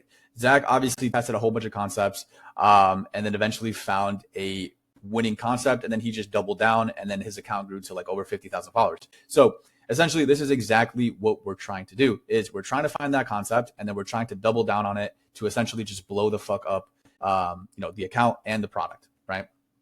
So again, how do we actually find winning video formats, right? So typically, this is called the testing phase, and I mentioned this in the actual course, but I'm really going to go in depth there when it comes to like Instagram testing phase. So for the first week or two of testing, I like to essentially test, different sounds and video hook combinations with IG style of content. Okay, so these 2 weeks are super crucial for me because I'm essentially just throwing as much shit at the wall when it comes to concepts and seeing what kind of sticks, right? Because you'll know with Instagram, it'll typically favor either, 1 or 2 different concepts, and then, 1 or 2 different sounds. And like, again, you could, reuse the same sound over and over again and still get the same amount of views. It's like the weirdest platform ever, bro. So again, you're probably wondering, what does IG style of content even look like? So this is exactly what I'm going to be talking about today. So we're actually going to be reviewing this account called Glow Gesture. I don't even know why I can't open it. Copy link. Let's see if I can just go ahead and do this. Okay, probably not. Let me go ahead and just search it up. I think I had it opened up. Yeah, Glow Gesture. So Glow Gesture is a organic dropshipping product here and, an account. And essentially these guys have made multiple 6 figures just with this account alone. They've grew over 90,000 followers. So yeah, this is like a direct representation of the Instagram method. So what I actually mean by the IG style of content is this like super dropshippy style. So this is like a perfect representation. It's like buying this for my road raging sister was not a good idea. Like this style of content is what absolutely rips on this platform, with these emojis and, these call to actions. Why? I just don't know. Right. And as you guys can see, these videos do insane. Like Buddy was getting 52 million views, 736,000 likes, 60 million views, 2.7 million views. And again, he's literally reusing kind of like the same format, right? He went from I bought this for my road raging sister and now she can't stop using this to I bought this for my road raging sister and now she can't act right. It's pretty much the same concept, right? Same text hook, pretty much same emojis, but just a little bit different. And just like that, it'll blow the fuck up. And this is the power of Instagram, guys, because let alone these 2 videos, I know for a fact made him over 6 figures. You know what I'm saying? This is like damn near 100 million views just from 2 videos. And again, you're not seeing this on TikTok. I'm sorry, you're not seeing this on TikTok, right? And again, if you want to really just triple down on this, again, his 3rd most viral video, 2.7 million views, it's the same shit. I bought this for my road raging sister, and now she uses it every time she leaves the house. Again, talking about the road raging sister. And again, each individual video has pretty much the same video hook. It's him going up to the box, opening it, showing the product, turning it on, and then just showcasing it in a good light, right? That's literally all it is. These 3 videos are the same shit, right? But it's about finding that winning concept that you will be able to do this with, right? Obviously on this one, he's like doing this during the nighttime. And then this one, I think he might be doing it during the day. Nope. Oh yeah, during the daytime. Same thing. But you get the gist here. It's pretty much the same video, just a little bit different, right? And again, Instagram loves simplicity. They love this shit. They love when you repost videos because 9 out of 10 times, once you find that winning format, Instagram is just going to favor it because it knows that it's like pretty much just bringing in like a big ass audience. And so they just love that simplicity and they're just going to keep on rewarding you for it. Unlike TikTok, like I said before, they just don't like that. They want super original content every single time. But with Instagram, bro, I don't know why it's like this. I think it's just like more of a repurposing platform. And they just favor it. You know what I'm saying? So again, after this, right, testing 2 to 3, after you're testing the first week and the second week, different sound and hook combos with this style of content, you're going to eventually find a very simple format of a clip or 2 to use that as your base. So like I said, the base for this account was the unboxing. This is like the initial base. So the first clip. The second clip was actually putting it on the mirror. And then the third clip was turning it on. And you can see that he follows the same base for every single one of his videos, right? So it's about finding that very simple format of like 1 or 2, maybe 3 different clips that you can use as like your base video, essentially, if that makes sense. And again, this is all going to be possible with testing hooks and different song combinations. And eventually, once you do enough testing, you're going to be able to dial in on 2 to 3 different winning hooks and 2 to 3 different winning sounds, right? So for this account, I actually want to hear the sound. All right, so this is like a Cali Uchili song. So again, it's the same sound every single video. So again, he found his winning concept, his winning video hook, and then he also found his winning sound, right? And eventually, in a perfect world, you want to find 2 or 3 of these kinds of videos. So if we actually keep scrolling down, you can see that now he's testing a completely different format at a completely different other location. So this is like against a Tesla, it looks like. Same video, same text hook, but just in a different car now. And again, it's working just as fine. 300,000 views, 280,000 views. So again, he found another variation of that winning format. And let's see if he found another one, like a third one. Let's see if he found like a third format that maybe we can use here. Like I said, guys, like he's just posting the same video over and over again. Like it's just this easy, boys. Like, look, 1.1 million, 1.6 million, 1.6, 6.2. Like, guys, this is like the most lazy work ever. This really only takes 30 minutes a day. Once you have a Prime IG account, you're only working 30 minutes a fucking day. It's insane. Like, look, 12 million views, 6 million. And like, it's just absolute printage. Let me go ahead and find another video concept. Because again, this account might just have 2 video concepts. Sometimes that just happens. Okay, maybe this one. So instead of actually being in like a room, he's in the kitchen, like a more aesthetic kitchen. But again, keeping the base there kind of the same. Same text hook, same kind of unboxing style, but just different location. So again, a location could be a different hook, right? Because again, it's different. It's different to the platform. It's different to the video. And again, that could just be another variation of a winning hook, right? And again, when it comes to the sounds, you also want to test different sounds because obviously this guy, let's see. Yeah, he's using a different sound here, right? So again, when it comes to testing different sounds, you're going to find your top 3 sounds. And again, you could just recycle them over and over and over again. Does that make sense, guys? Am I making sense right now or am I just yapping? Yeah, this makes sense? Okay. Okay, cool. Perfect. So yeah, these are going to be like your outlier videos, right? These outlier videos are going to be the videos that you go ahead and just be like, okay, well, these videos did better than all the other ones. Let me go ahead and double down, right? Because eventually after, those 2 weeks of testing, you're going to look back at all your videos and you're going to be able to see the views and you're going to be like, okay, video 1, video 14, and then video 20 did the best. Those are my outlier videos. Let me go ahead and double down. And when I say outlier video, it doesn't necessarily mean like it got like 15 million views. It could be as low as like 50,000 views or 10,000 views, right? Nonetheless, it's still an outlier if all your other videos are getting like 1K views, right? So let's say, first 3 videos I posted, they're all getting 1K view, but the 4th video got 5K. That's an outlier. So then I take a look at the outlier, I see what I did, and I double down on that concept. So maybe my 6th video will be just like the 5th video, but maybe I tweak the text hook a little bit, or maybe I film at a different location, and then boom, it does even better. You know what I'm saying? So an outlier could be just as small as like a 10K view video. So typically what I'll do is I'll essentially test this for 5 to 7 days, okay? And I would repeat this process until I find 3 winning sound and video hook combos. So like I said, like with Zach's case, he only has 1 video style that's done really, really good. But for me personally, what's worked for all of my brands is finding at least 3 that I can go ahead and just like recycle through and just integrate. So my viewers are also getting a little bit more variations when it comes to content. Okay. Another example that I want to show you guys of locking in a format is my boy right here. So this is my boy Samuel. He's actually living in Dubai right now. This product made him so much fucking money. I don't know if you guys have ever seen this product before, but Yeah, there's no way you haven't seen this. This cereal cup shit.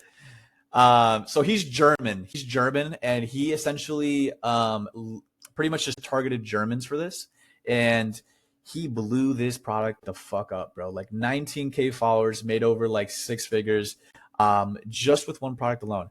And you guys can see it's all the same format. He's always in his car, and let me just show you the video real quick. 34 million views.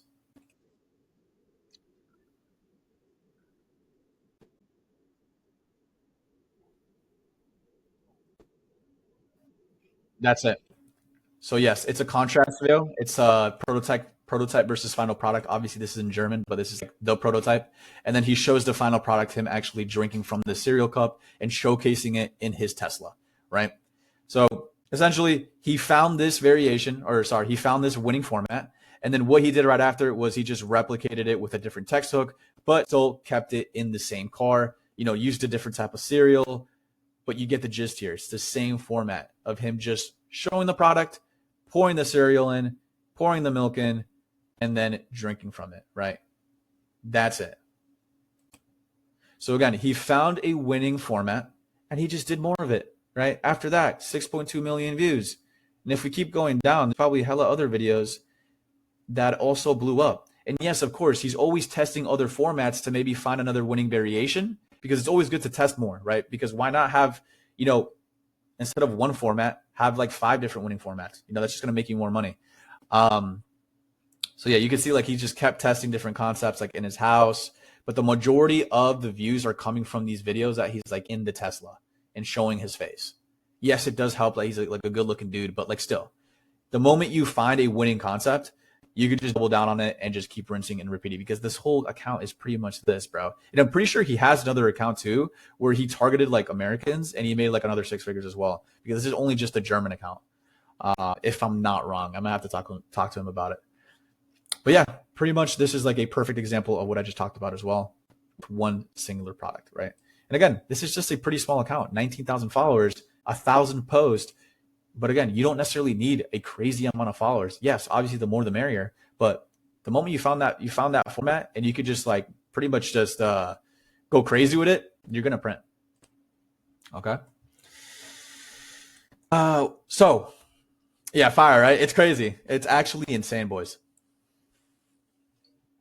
So after I repeat the process and eventually find 3 winning sounds and hooks, this is when I essentially like to monitor and kind of control my videos, right? So if this is working and the views and sales are performing really good, let's say I'm like printing, views are going crazy, then I essentially stay consistent with posting with minimal variations and continue printing. I don't risk it, right? So why would I risk it? Why would I change something if it's working already, right? So let's say we find those 3 winning sound hooks and 3 winning video hooks, and we just pretty much find those 3 winning formats.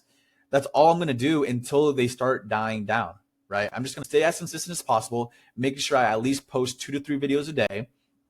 And then, every few days, right, I'll test a new hook and a new sound combo. If one of the previous videos stopped performing, or if I notice that only one of the 3, performs a lot worse than the others. Because again, you always want to make sure that you're like keeping up to date with your videos, because it's always a good idea, like I said, to test other hooks while you're also printing, just in case, one of them like ends up dying. Because with this account, you can kind of see like these 3 videos right here that he pinned.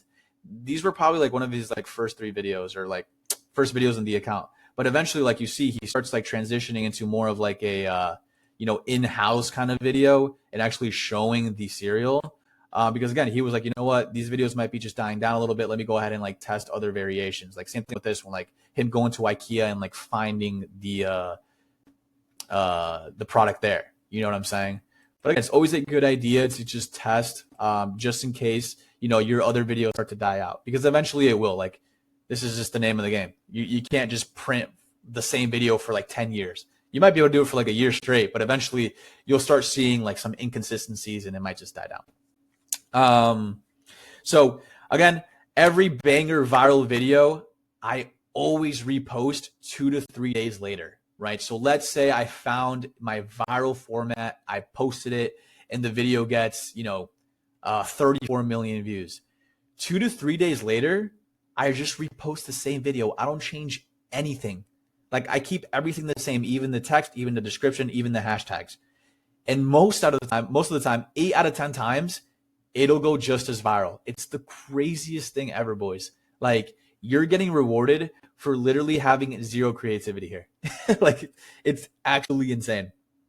And yeah, that's typically what I do. So once you find a banger viral video, just repost it 2 to 3 days later. And then after that, I'll post it like 1 to 2 weeks later and it'll still go viral. It's crazy. We actually saw this with AR. I don't know if he's in this chat or in the call right now.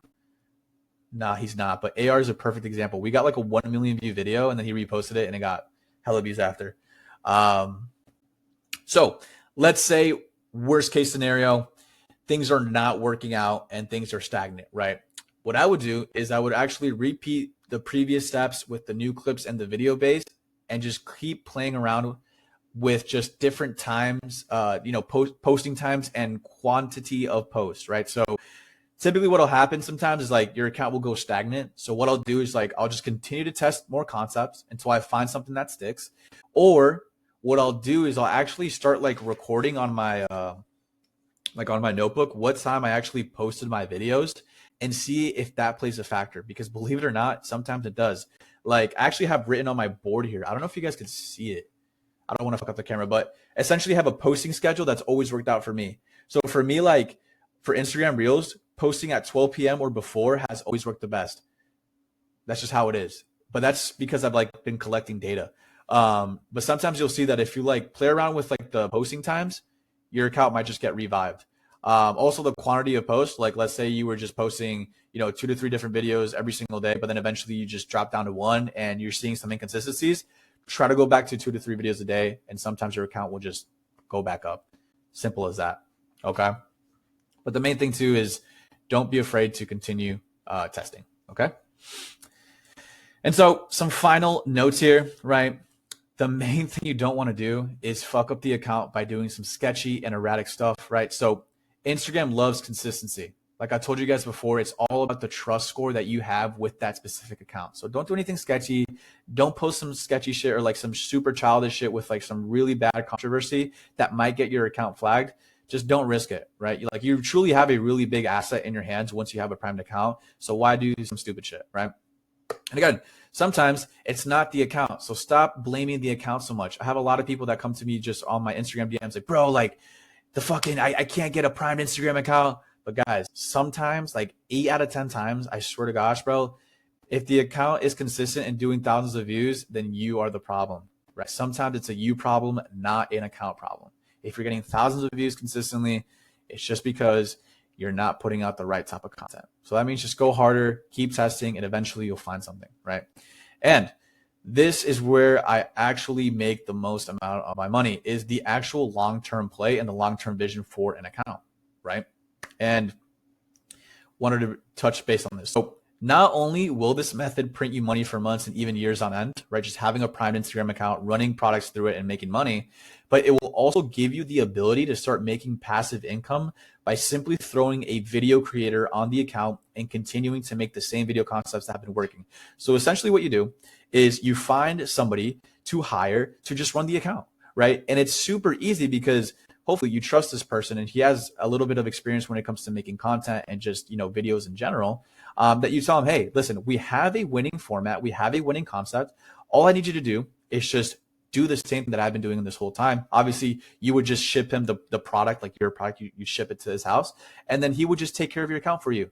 And you would just give him like a small percentage of the earnings, right? Based on his performance, right? So it's like performance-based income. And again, if you have 2 to 3 different primed accounts with a fire product on it, and you have 2 to 3 different creators on each account, bro, you could be passively making 10K a month without having to even fucking touch the account, because you already had found the formats, you have found the winning concepts, that all you have to do is just find the right guy to promote it, and just give him the blueprint, and then he'll run it, right? And a good example of this is Glow Gesture. Like Glow Gesture, I know the guy who's running it. This guy has completely just detached himself from this account. Like he's no longer making his videos himself. Like this is all a creator that he hired, and the creator gets a certain percentage of the earnings. But dude, this guy's passing making like 10 to 20K a month now, without even having to worry about recording videos and shit. Same thing goes for this account here, Stash Vault. I know this guy. His name's Austin. Same thing with this guy. He completely detached himself from this account and has a creator on it, and just he's making money passively, you know? And again, this is the type of shit that's possible with a primed IG account, which is why I tell everybody, like, if you have a primed IG account, you have a true asset in your hands, right? Because again, not only can you recycle this account for multiple different products, you can literally just make this a passive income fucking machine. In this video, I'm going to be showing you how I build high converting product pages using AI. And so in this video, I'm going to be showing you guys a step-by-step live video of me building out my most famous product page that I've used to make over $100,000 with organic dropshipping. So in this video, there's not going to be any paid themes here that I'm going to be using. We're going to be using, actual Shopify themes that you can access for absolutely free. There's going to be no sponsors in this video. I'm not sponsored by anybody. I'm not getting paid to say anything. So again, this is going to be just my actual authentic self, providing you just straight up value on how to build a good product page that's, pretty high converting. So a little bit more about me. These are a couple of my stores that you can go ahead and look up. I've done over $100,000 with organic dropshipping in a little over like 6 months. And a lot of these, results that you see here were done with this exact product page that I'm going to be actually breaking down in this video. So if you actually watch the video and, you can sit down on your chair like I'm doing right here and watch a 20-minute video, you're going to be learning these 3 things right here. You're going to be learning how to build a product page from complete scratch. All right, we're going to literally just do it from zero today. I'm going to literally show you how I personally use AI to do the majority of the work for me, the grunt work, the boring work that nobody wants to do. And then lastly, I'm going to literally teach you how to convert customers a little bit better and actually increase your average order value when there is traffic being sent to your website, right? At the end of the day, when we do organic dropshipping, our conversion rate, as you guys can see, are a little bit low. But, that's simply because we are literally directing viral traffic to our website. And, 9 out of 10 times, it's not necessarily super targeted traffic. So this is why we have super low conversion rates, which is why we have to take advantage of, this thing called AOV, right? And making sure that we, skyrocket it as much as possible and essentially just convert more customers, right? Because, we don't do paid ads here, so we can't necessarily target certain demographics of people. So, we're not blessed with that at the moment. So like I said, we're going to be getting into the nitty gritty of it. I'm going to be literally showing you how to build this product page from complete scratch. I have my checklist right here, but just to show you an example of how this is going to actually look like, I'm going to be showing you 2 examples right here. So the first example is one of my personal brands right here called Merkface. We did over $20,000 with this brand. And so if I go here into the inspect element and show you guys this in mobile view, because this is where like 99% of our traffic is just going to come from naturally, you guys can see that this is like a pretty decent product page, nothing too crazy, but all this was done for absolutely free. There's no paid themes, nothing. And as you guys can see, it's pretty good. It's pretty nice. It's honestly what you need as a beginner to make your first $100,000 with organic. And then obviously, once you start scaling your store, etc., that's when you want to get into like, paid themes and, upsells, post-purchase upsells, stuff like that. But, you can get away with this, and this is actually pretty nice. When you actually look at it from like a phone view, it's not too bad. This is another store that I ran as well. It's called Eternal Jewelry. Made about $3,000 with this. Nothing too crazy. But again, want to show you guys the actual landing page here, or the product page, sorry. As you guys can see, we have our initial announcement bar, our logo, our product, some bundles, some gifts that I use to personally just, show off the product in a good light. And then as we go down, we can see some actual customer testimonials, which were just done by, ChatGPT, which I will show you how to do. And then lastly here, we have some customer testimonials / reviews of people actually utilizing our product, et cetera, et cetera. And honestly, this is all you really need in the beginning. All right, so enough of the yapping. Let me go ahead and actually show you how to do this. So first and foremost, what you're going to need to do is actually open up a new Shopify store. I'm not going to teach you how to do this. Just look up shopify.com, pick a plan, and then boom, you're ready to go. After that, we actually have to think about, importing the product into our store. But how do we actually do this? So typically, when you do dropshipping, when you do organic dropshipping, you're going to find your product on AliExpress. So typically, you're going to go ahead and search up your product. Obviously, we're going to be talking about the Deadpool mask here that I ran. So, you obviously search it up and then you have a whole bunch of different results. This is absolutely crazy. That's insane. I don't know why that's popping up. But what you go ahead and do is you click on the product right here. And initially, it's going to just show you the product product images, and then the different variations of the product. So what we need to do is download this fancy app called DSers. It's absolutely free. Again, I'm not getting paid to say shit. They should honestly be paying me to do this, but it is what it is.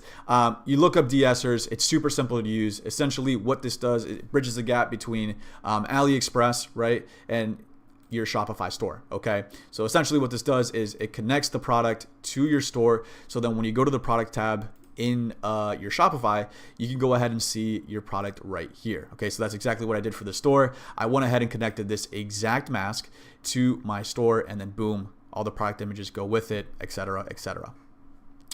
So what's next? Once you actually import your product from AliExpress, we actually have to come up with a brand name and a store logo, right? This is super important to actually, have some brand awareness. So what you need to do is you go on ChatGPT, and this is like the most simple process ever. So since we are trying to come up with a brand name, evolving around a Deadpool mask, that's pretty much what I'm going to be talking about in this video. All you have to do is say, hey, ChatGPT, hey, ChatGPT, I am starting my own e-com brand evolving around a winking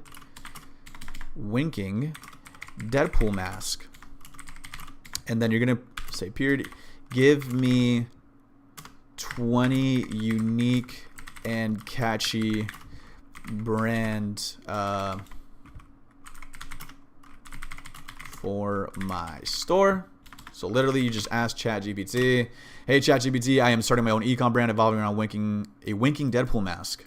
Give me 20 unique and catchy brand names for my store. You generate, and then whatever, yada, yada, yada. So again, it's going to give you a ton of different options. Obviously I asked for 20 unique ones, but as you guys can see, number one is Wingpool, Pool Face, the Merc mask, etc., etc. So this is literally how I found my name, guys. This literally took me less than 10 minutes, and I was able to come up with the name Mercface. And honestly, it sounds pretty cool. I think it's pretty catchy and pretty sleek. And pretty simple process here when it comes to actually picking out a name. So again, if you don't see a name you like in the first 20, ask for 20 more, right? All you got to do is like, all right, I don't like any of these. Give me, dude, you can even ask for like 50 more.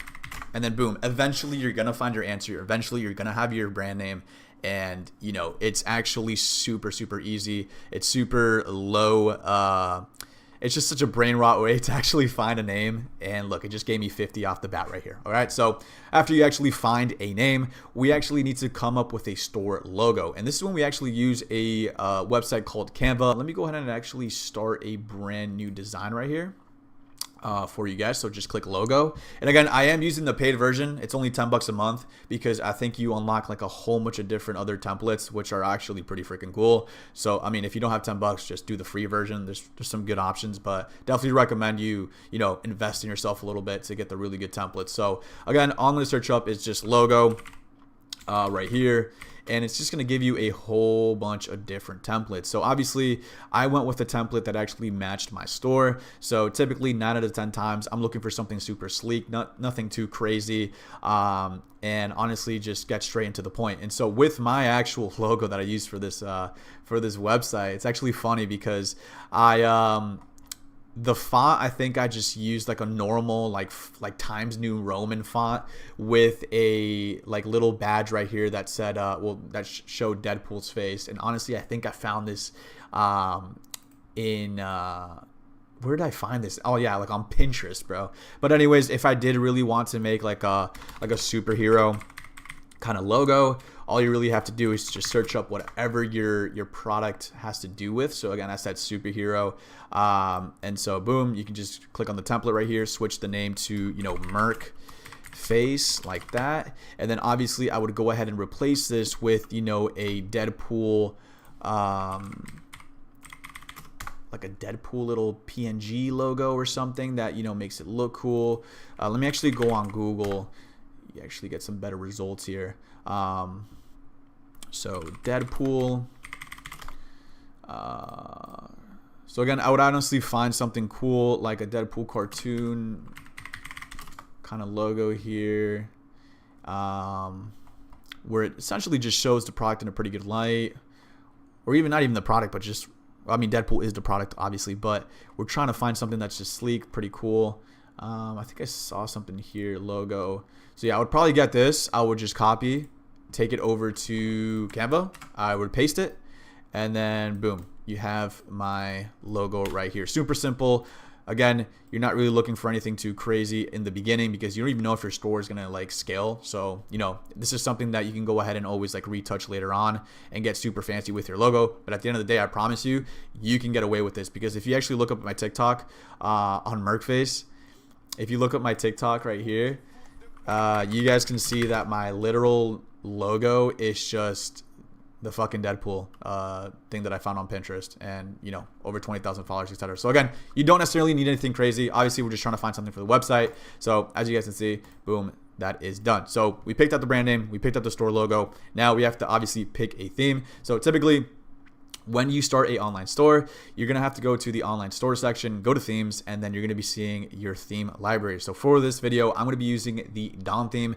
This is the one and only theme that I've ever used since the beginning of my organic dropshipping journey. And honestly, I think it's one of the best. It's super simple to use. And this is exactly what I used to build out this exact product page, okay, as you guys saw a little bit earlier. So what we're going to do is we're actually going to go into the Dom theme right here. We're going to customize it. And typically, once you go into the homepage, you're going to be seeing your products right here, right? So like I said, I had my initial Deadpool mask, and I was also doing like a little upsell kind of thing towards the end of the checkout experience, where I was adding like a best friends necklace, but we're not really going to be worrying about this product right here. It's mostly going to be the Deadpool product, right? So typically, like I said, we're going to be choosing the Dom theme, okay, when we start off. So after that, we have to actually pick out a color scheme for our website. Okay, so like I said, we're gonna go ahead and change some of the colors within our product page. So I'm gonna go ahead and click on the product page like that, and then go over to the settings tab right here where it says theme settings. You're gonna go over to colors, and then right here, you're gonna see 5 different schemes, and each scheme does like a different thing. So I'm gonna go ahead and actually change the color of all the schemes to actually match my product. So obviously I'm gonna make it like red and black. So let me go ahead and go and do that. So scheme 1, right here. So we're gonna go ahead and just click this to get a nice little red, and then we're gonna go to color scheme number 2. I'm gonna go ahead and just paste the red that I've been using for the website, just like that, and then boom, we should be good to go. Then go to scheme number 3, change the background again to that red I'm using, paste it, good to go. All right, so now that we have our colors picked out for our store, obviously you don't even see them yet because we haven't even like picked it out, we haven't like changed it.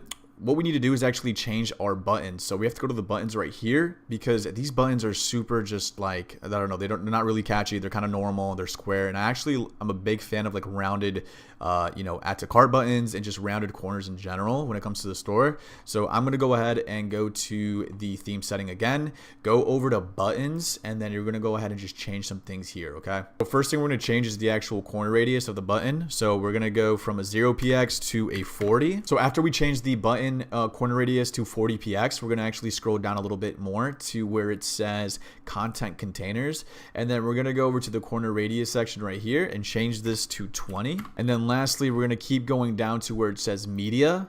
You're going to go to corner radius and change this to 20 as well, and you're going to see how the pictures actually change to a more rounded look right here, a more rounded feel. So if you go to mobile view, it just looks a lot better to the eye. Okay, so once that's done, you're gonna obviously save it.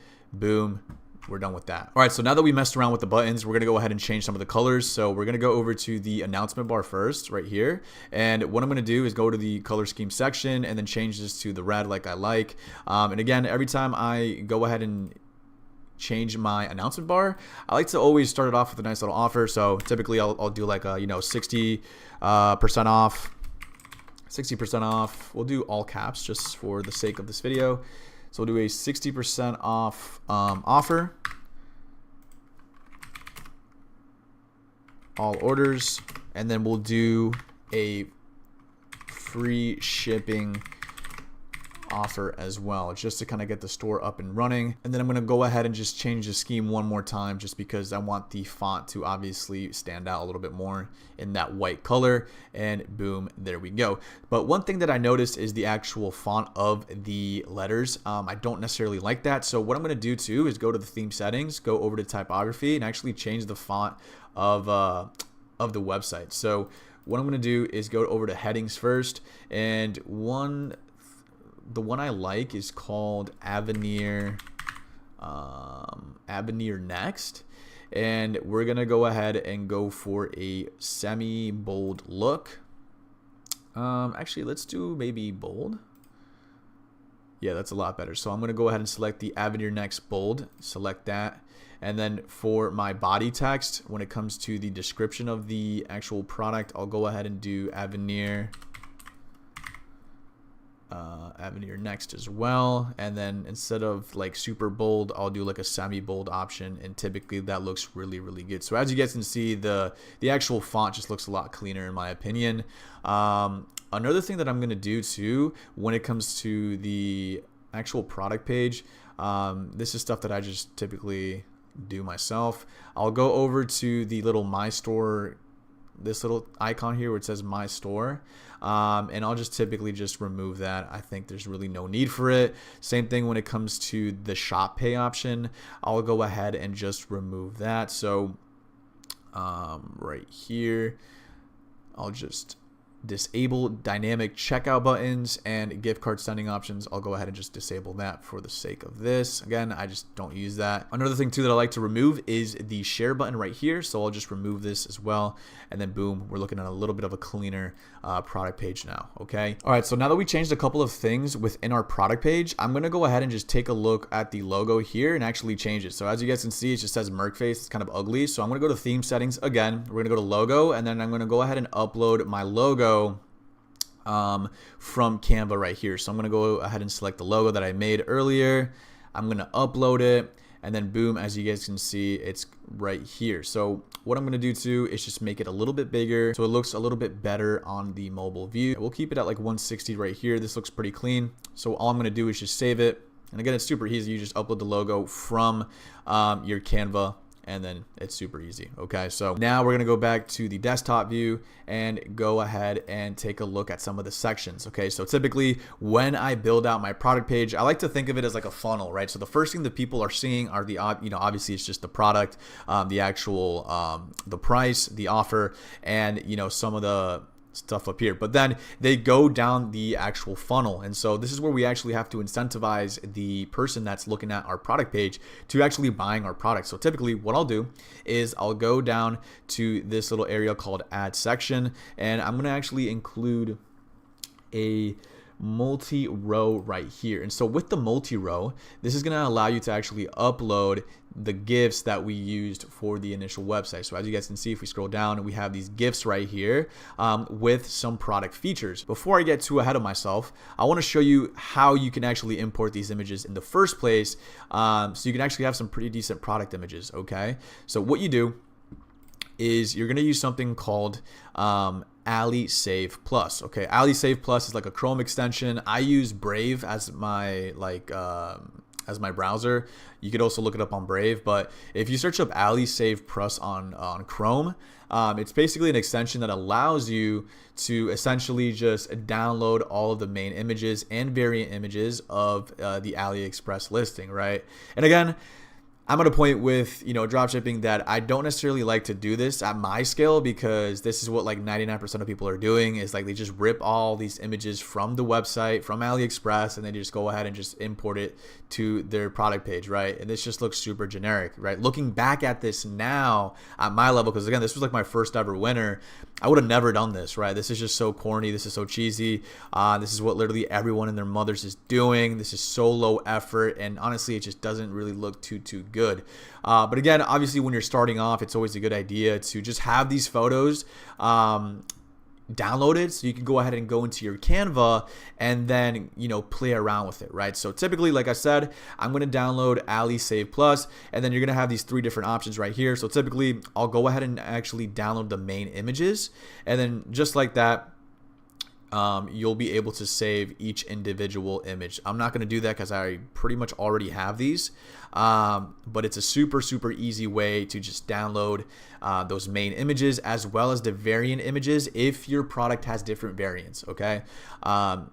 Super, super easy to do, right? So obviously you would save these product images and then you would go ahead and upload it to your store just like this. All right, if you want to know how to do this really quickly, let's go ahead and save this. All you really need to do is go back to the products, click on your product, and then right here where it says media, you're going to press plus, and boom, just like I did, I just integrated all of these images. And also too, another thing that I would personally do is like at my level now is I would just go ahead and include some of these GIFs to kind of showcase the product in a little bit of a better light. So right here, I'm going to go ahead and click on this GIF because it actually shows the mask blinking as well as me using the mini controller. Okay, one thing that I wanted to like piggyback on was these product images and how using these AliExpress stock images is just not the way to go when it comes to really showcasing your product and going for that branded approach. So like I said, you want to use Canva to essentially make these product images a lot better. So typically what I'll do, and I'll actually show you a real example of what I was doing, is I was taking these products from AliExpress, right? So this is like one of my old products. I was running these reflexology socks, right? And what I was essentially doing is I was just saving the product images from AliExpress. I was transferring them to Canva and removing the background like you see right here. And essentially what you want to do here is add some sort of headline with some key features. So for example, for this product that I was running, you know, I wanted to make sure that I was really just showing off the product and talking about the features, because a lot of people, when they saw this product, they're like, bro, it's just a pair of socks.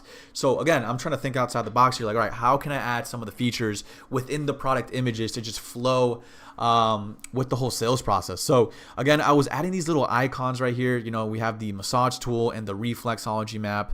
And again, these are all icons that you can find inside of Canva. So if you go over to elements in Canva and go to graphics, you can find a whole bunch of different graphics that you can use to your advantage to make something like this, right? And obviously this didn't even take me too long. This probably took me 20 minutes.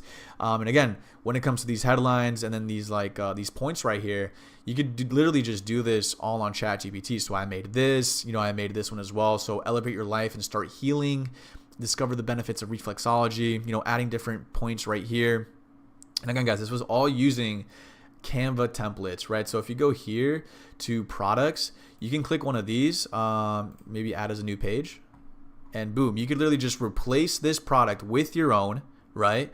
And then just add different features about your product just to really add that touch to your product images, because this is a lot better than just your typical product images that you're seeing on AliExpress. Like, this is trash. And I'm just looking at this now because, like I told you, this was my first ever winning product and I was just rushing shit. So again, if I were to go back now and make this a little bit higher converting, this is exactly what I would do. Is I would go into Canva, I would literally just put my product image right here and just talk a little bit more about the features, just to sell on the whole, just to sell people more on the product, and also just go more of like a branded approach, because again, there's literally no branding in these product images. So I'd probably just go ahead and add, you know, the Merkface logo either on the top right corner or somewhere within the image at least, to go ahead and just incentivize the customer to buy. So again, adding all these different touch points, super, super crucial when it comes to increasing the AOV and overall conversions. Another product that I did run to in the past was this TurboToke device for grass. If you know, you know. I'm really not trying to get banned on YouTube, but essentially I was just taking the product images, adding different, you know, features within the product, and then converting it to something like this, right? To where you have a nice little background instead of just your stock image from AliExpress. And I was making something like this, you know, so like, again, adding these headlines, you know, effortless cleanup every time, and then adding my actual logo to the product in the product images. Again, that stuff that people don't do. Because again, if I were to go back to my Merkface, you know, I'd either add like my Merkface logo on the mask or somewhere around the room to really just sell people. Because again, even when it comes to these pendants, bro, this is just stock images. Like, I don't even know what the fuck I was doing, bro. But again, you want to just go the extra mile But just make sure that your store is actually like making money first before you go all in on this, right?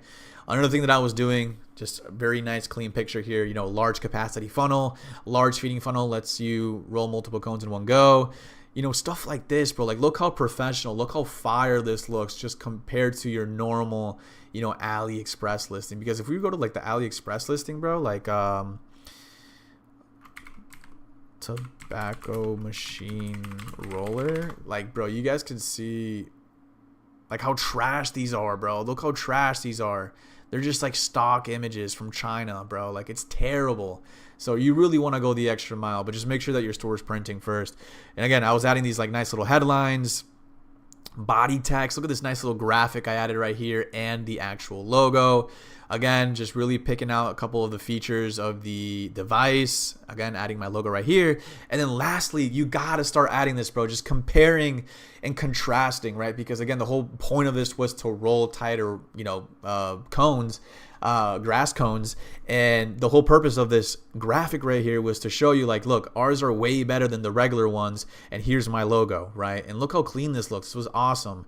And again, this only took like maybe less than an hour to make, but I'm telling you, it truly does make the difference when it comes to conversions and just honestly setting yourself apart from 99% of people that are just going on AliExpress and just copying and pasting and ripping these pictures and just throwing them on their website like I did here in the past, right? So again, I'm learning from my mistakes to literally show you guys that that is exactly what you don't want to do.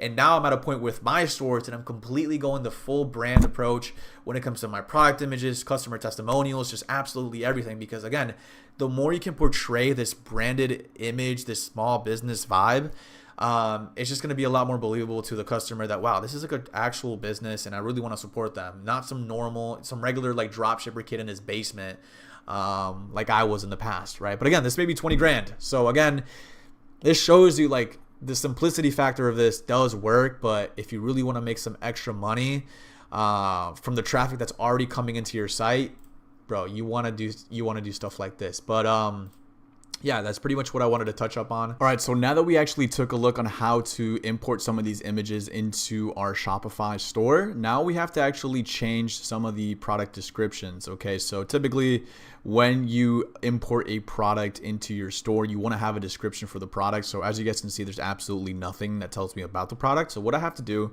is go back to the initial page right here and go over to where it says products. Click on my product, okay? And then where it says description, this is where we're actually going to be using ChatGPT to kind of list some of the functionalities out when it comes to, you know, the actual mask, you know, some of the blinking capabilities and the overall usage of the remote. So what I'm going to do is use my friend ChatGPT again to essentially make me a product description. So like I said, we're going to go and talk to ChatGPT. Hey, oh my God, we're still in caps. Hey, ChatGPT. Now I want you to make me a Shopify product description about my winking Deadpool mask using some emojis to talk about the 5 different we'll do like 5 different features, right? And so one of the features that it has is if I go back to the actual, you know, it has the blinking, so it's super realistic, innovative, perfect for all events, authentic, and it stands out. So we're gonna go ahead and copy this right here.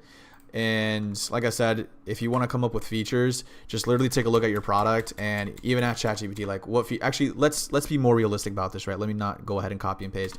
Let me just be like, talk about 5 different features, right? Let's see what it can come up with, right? So here we go.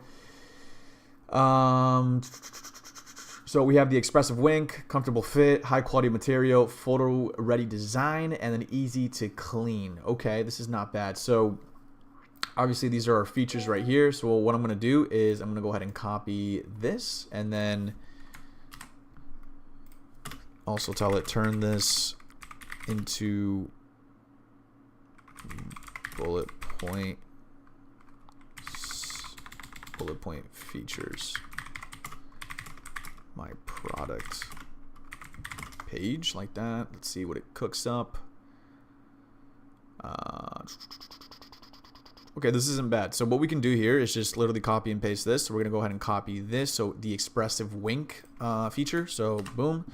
Then we'll go ahead and just press enter. Talk about the comfort fit like that. And then we're gonna go back to the high quality material right here. So again, guys, as you guys see, I'm literally using ChatGPT to do all the work for me. Photo ready design, like I said, boom. And then we'll do one more feature, easy to clean. All right, so super easy to clean. Press enter, and then boom, we have our features right here. All right, cool. So now that that's done, it's actually looking a little bit better. Again, definitely not complete. Now we're gonna go ahead and actually fill out some of these rows right here that I went ahead and added. So this multi-row, and typically what you want to do is you want to click on the actual row, and right here where it says image, you'll actually be able to either add an image or a GIF. Okay, so like I told you guys, typically I like to use GIFs to really just showcase my product in a good light. So as you guys can see right here, like I show off, you know, it's really just a lot. It's just honestly a lot better to show off a GIF in my opinion, especially when it comes to a product like this that you actually have to like show off its like functionality. So typically what I do is I go to this website called easygif.com. And so I'm going to go ahead and copy this right there, paste it onto that, and then boom, you're going to go into this website called easygif.com. It looks a little bit sketchy, but I promise it's not even that bad.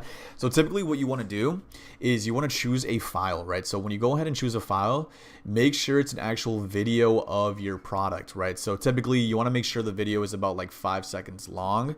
And you're going to be able to just import the video in here and then actually make the GIF. So I did this a little bit earlier with this product. And so if I go to image, go to select right here, you guys can see my 2 different GIFs that I made. So I'm going to go ahead and showcase this one first just because it actually shows the mask just like that. And then I'm going to go ahead and import the other one right here and showcase the controller feature. Okay, just like that. And obviously it looks a little bit cooked right now, but we can always fix it just by going into the multi-row right here and just changing the actual size of the GIF. So if we go to large, typically you'll be able to see like a full image right here. Okay, and again, when it comes to using easy GIF, guys, you literally just upload like a 5-second clip of your video or whatever you're trying to demonstrate for your product, and it just literally converts it into a GIF in like a minute and a half, bro. It's so easy. So now that we have the GIFs in the actual product page, now we have to come up with a description for each individual GIF. So obviously the first GIF here is just showing off the mask in a pretty good light. So what we have to do is go back to ChatGPT and ask it for 5 different features. So that's exactly what I did. So right here, I did, realistic eye shutter motion, innovative finger control, perfect for all events, authentic Marvel enthusiast design, and it stands out from any crowd. So what I'm going to do right here is I'm just going to go ahead and copy what ChatGPT just told me, and I'm going to go ahead and just paste it over the text area right here. And then typically what it'll do is it'll just spit everything out, and you have to go ahead and just edit it yourself. So what I'm going to do here is you can either do 2 things, right? You can either keep this and kind of just split test and see if this does a little bit better when it comes to conversions, because sometimes, the customer actually wants to kind of look into the product and see, what it means by like realistic eye shutter motion, right? And so typically I'll either split test, this where, you can actually get a really good gauge about the product for the people that like actually like, because typically when people scroll down past the product page, like the initial product page right here, you kind of have to start convincing them like, hey, like this is why you should buy this product. And so typically you want to add these like crazy features and explanations, right? But for the sake of this video, I usually don't start with this because I think it's just like it looks like a whole book. But again, I like to kind of split test and see if, this maybe converts a little bit better. So what I'll do is I'll just delete the actual description right here, and I'll just keep the headlines, right? Just like that with the emojis. And then after I delete absolutely everything like this, we're left with this. And this actually looks pretty good for now. We're going to go ahead and change the button label to buy now, because again, you want to make sure that there's different ways to, for people to actually check out. So, buy now right there. And then when it comes to the button link, you want to make sure the link is actually tagged to your actual product right there. So if anybody wants to buy at this point, they can go ahead and just click buy now, and then boom, you're good to go. Another thing too is we actually have to come up with a heading. You know what? I'm just gonna write as realistic as it gets. All right, just something simple, nothing too crazy. And then boom, we should be good to go. So again, this is our first row right here with a little buy button. And then we're gonna go ahead and save that. Now what I need to do is go ahead and take a look at this row right here. And so with this one, we're gonna actually talk a little bit more about the controller. So we're gonna go here and ask it if it could make me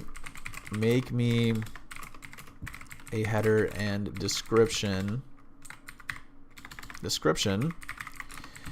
about the controller and its features and its blinking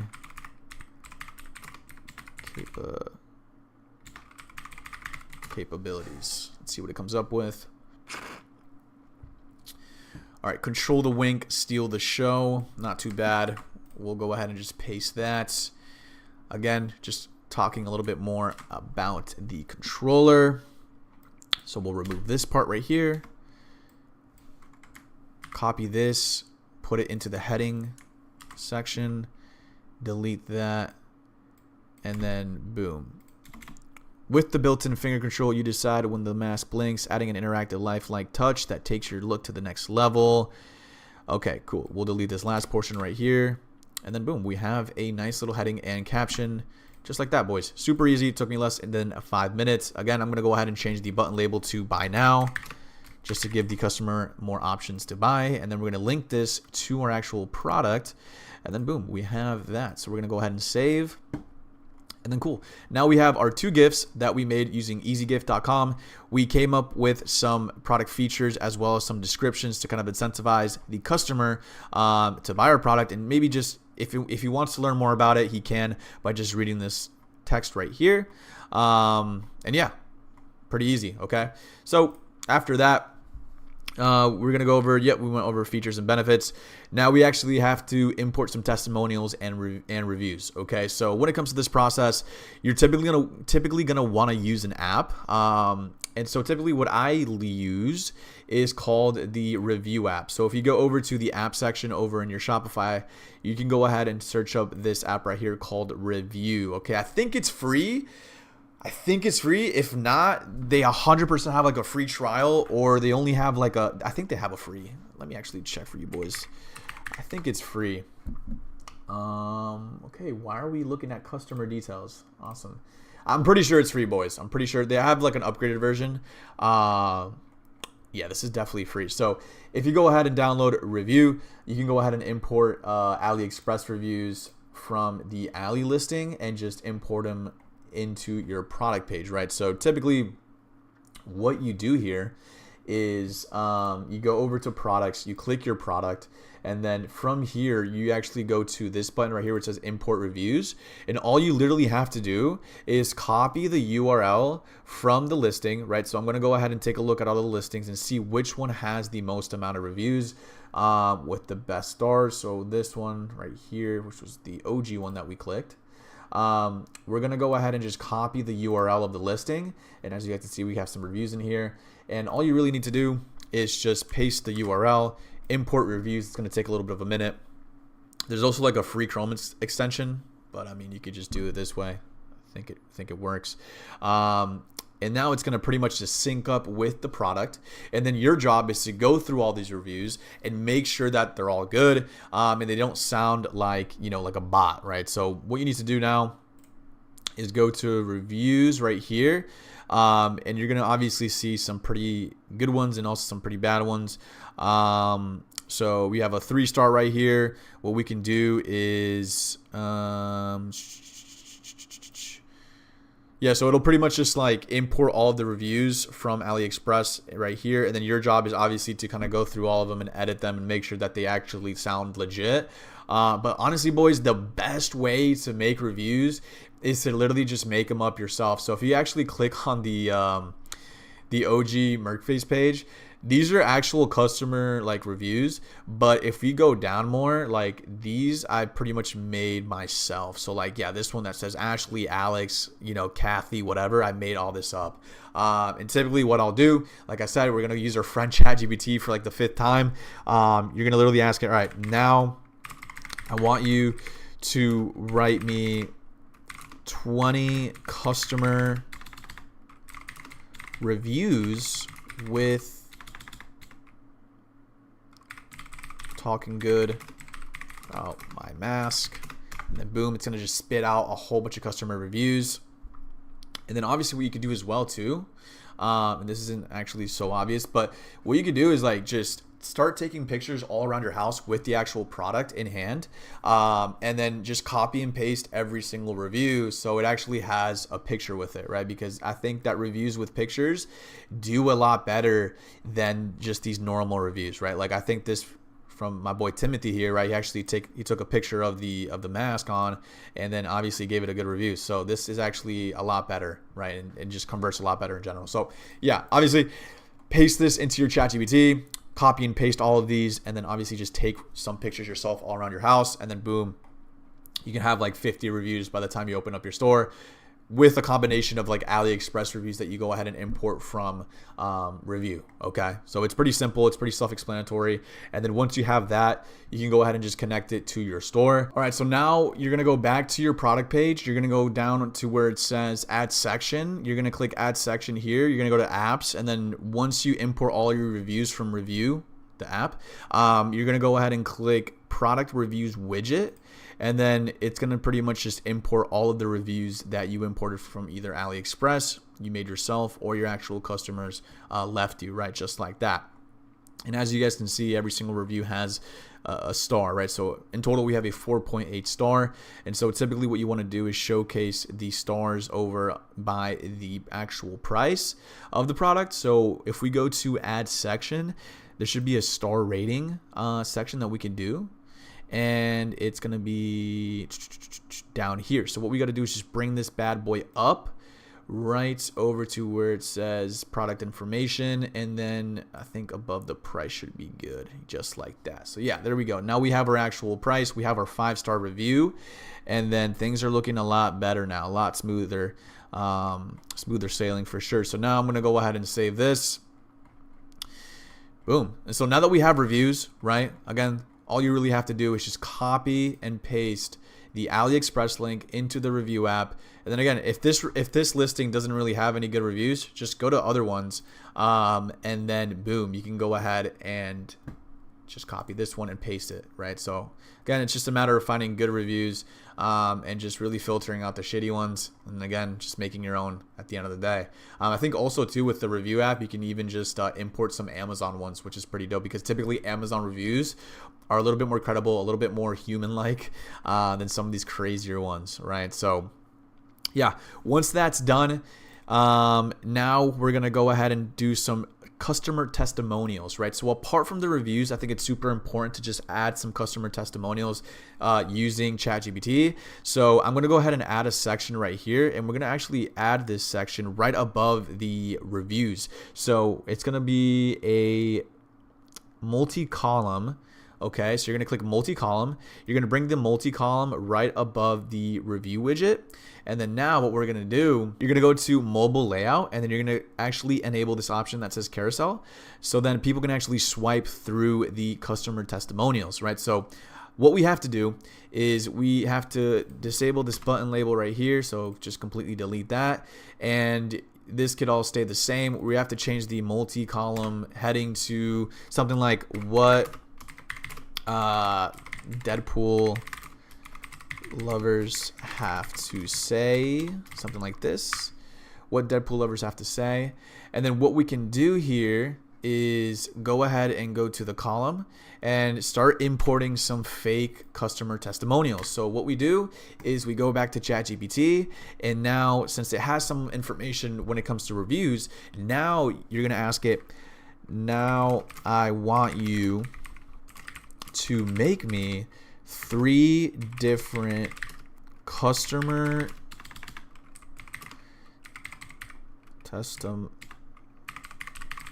testimonials about their experience with the product.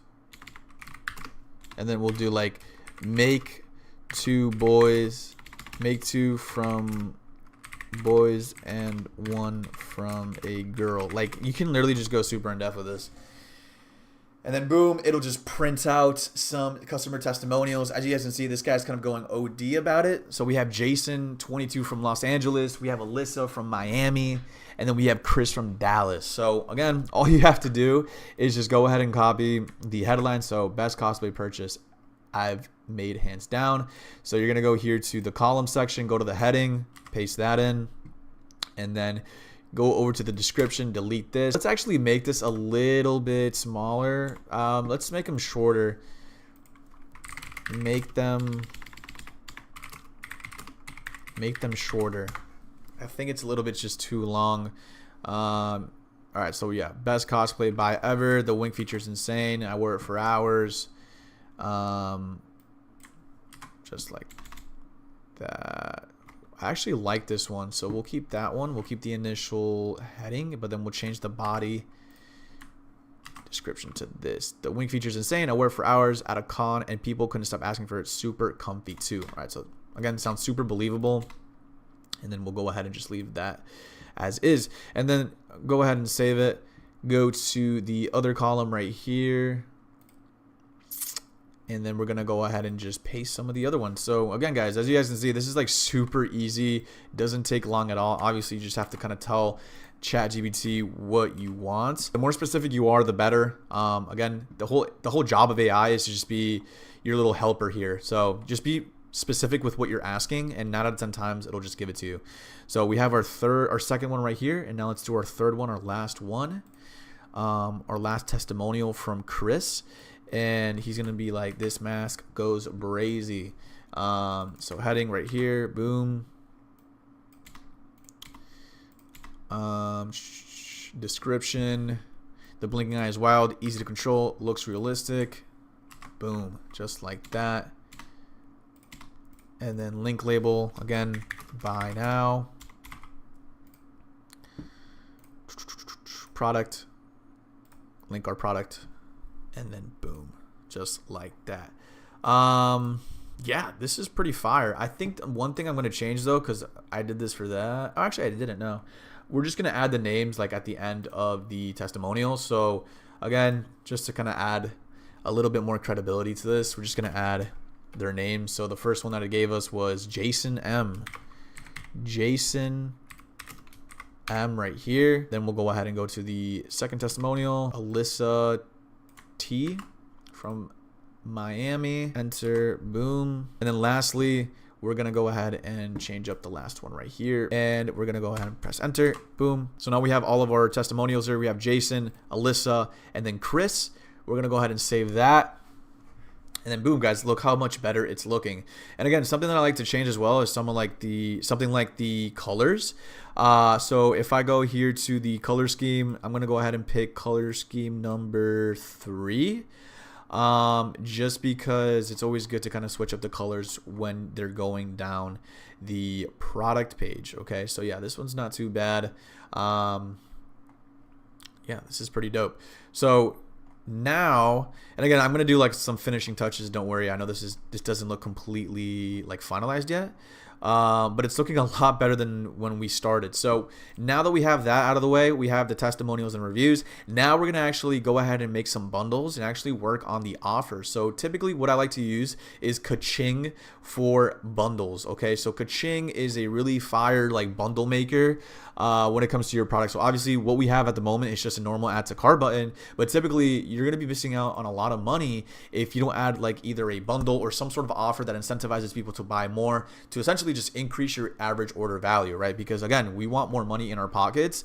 And what I did for this mask in particular was I ran with a bundle deal. So typically customers would get a percentage off every time they would buy multiple pairs of these masks. So if they bought one, you know, they'd get normal pricing. Buy two, they'd get, I think, like 15% off, then 25% off. But Another thing too that I want to talk about is, bundles and actual offers, because I think 99% of organic dropshippers don't even focus about, the actual offer itself and like what's going to incentivize people to buy your product, right? Because when we're talking about, an offer here, like free shipping, that's like bullshit, bro. Like that's what literally 99% of people are offering is free shipping or 50% off. But like, what else could you add to incentivize the buyer to maybe buy, different variations of your products, or maybe just buy more quantities, right? So typically what I like to do at this stage in my journey is to essentially offer something for free, because when people hear free, they're like, holy shit, I'm getting something for free, something that has value and is free, right? So what I like to do is go ahead and maybe stick with the initial bundle deal, but maybe when people buy 3 variations instead of maybe 1 or 2, they get like something for free. So again, I kind of did this with the initial page here with the Wolverine necklace, because if you go to add to cart here, there was like a little bit of an upsell here for an extra $15. You can get the necklace, but like, again, like who's gonna really take this? Not a lot of people really took this. But now what I would do is maybe add this necklace for free if people were to buy 3, because bro, this is like $238, right? So you might as well give them something for free. And again, I was sourcing this necklace for like $5, right? So again, I could take the L on the necklace just to increase the average order value, right? So always think about that too. Like, how can you make a compelling offer for anybody that's going into your funnel, right? Because remember, this is like a whole entire funnel to make them purchase more than one. So like I said, I use Kaching. I don't think it's free, but what I'm going to put you onto is another one called Pumper. So Pumper is what I used for my website here, and I'm pretty sure they're still free. But I might be corrected. It's been a minute since I used Pumper. So if you use Pumper bundles, let me go ahead and update real quick. I'm gonna cut the video. Oh my god, yeah, it looks like they're not free anymore. It goes after a year and a half, over 300K invested for you. Pumper goes platinum or premium. Jesus. Okay, maybe I'm grandfathered in for now. Who knows? But typically, what you'll do is you'll go into whatever bundle quantity break app you want to use, and all you need to do is just create a new offer, and you essentially make your offer. Yeah, see, like they're making me pick a plan. That's literally just insane, bro. I'm trying to just record this video, but you guys get the gist here. You're probably going to be paying like $10 a month for one of these. Again, it's worth it in my opinion, because again, you're investing in your business and you're essentially just making more money off these quantity breaks. Okay, and it's only $10. If you want, you can just cancel if your store dies down, whatever. But my favorite one so far is Kaching. I think it looks the absolute cleanest, and I think it honestly converts the highest. This is probably the best one. It looks super clean, and a lot of stores that are doing multiple 6 figures, even 7, are using Kaching bundles, and it's really cool because you can go ahead and just offer these types of discounts, as well as when people go through your discounts, they can actually pick certain variations of your product to mix and match with. So it's really cool, and it also allows you to add free gifts as well. So definitely invest in this. It's pretty fire, and it's what I typically use. Again, I'm not even like sponsored by any of these people, so yeah, but definitely use bundles in your store to build something out like this, okay, to where people are actually incentivized to buy more product, right? And lastly, another thing that I want to talk about too is going to be cart upsells, right? So typically when people add to cart, you want to actually upsell them on something, right? So what I like to do here is, click add to cart and see typically there's nothing. It's just straight to checkout. We don't want that. So what I did for this particular store is right here. Like I told you guys, we were doing an upsell offer on this Deadpool and Wolverine best friends necklace for an extra $15. You can go ahead and, add this to their cart for I think like a percentage off. But another thing that I was offering too was free shipping. So if people were to buy more than, if people were to buy more than, or if people were to buy 3 masks, they would actually get a free best friends necklace. So yeah, I was kind of offering that, but it was kind of like too low key. So what I would have done like now is probably integrate this free best friends necklace right under this third pill right here as like a free gift. You know what I'm saying? So people actually know what they're getting and not, noticing this offer only in checkout, right? So Typically, what you want to use to offer these upsells is an app called Upcart. So what we want to do is download the app called Upcart to offer people these cart upsells. Okay, so again, I think they have a free plan, but yeah, it's only for development stores, but I think it's like $30 a month, and I think they charge you per order. Honestly, bro, this is only going to make you more money, especially when your store is like actually blowing up and you're getting consistent sales. Bro, just invest in Upcart, get it, and bro, you'll literally just make so much more money, because again, you're able to add these upsells within your cart and just make free money. Because what I typically do is add something called shipping protection, which is honestly not even a real thing, and people are willing to pay $5 to $10 for shipping protection. And I think I was actually maybe offering this when it came to the necklaces. Was I offering that? No, I think I was just taking people straight to checkout. See, I was such a noob back in the day, bro.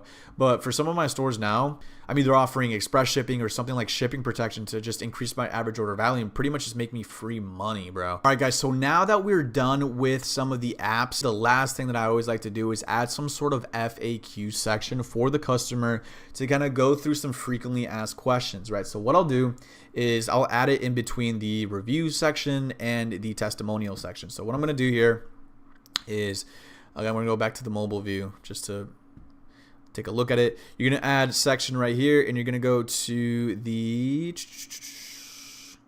collapsible content, right? So you're going to click collapsible content. You're actually going to bring this up, and we're going to add it in between the testimonial and the actual reviews. We're going to go ahead and change the name to FAQs, and then we'll add about 3 of these. And guys, we're going to go back into ChatGPT, okay? And we're going to go ahead and ask it, hey, now make me, all in caps, hey, now make me 3 different FAQs with answers about the mask. We're going to go ahead and ask it right there. And then boom, we have 3 different FAQs. So one is, does the mask actually blink? We're going to go ahead and copy that. So for the heading, we're going to go ahead and paste that. And then the answer is yes, the mask feature is realistic. Bada bing, bada boom. And again, you want to make sure that these are actual questions that your customers would buy.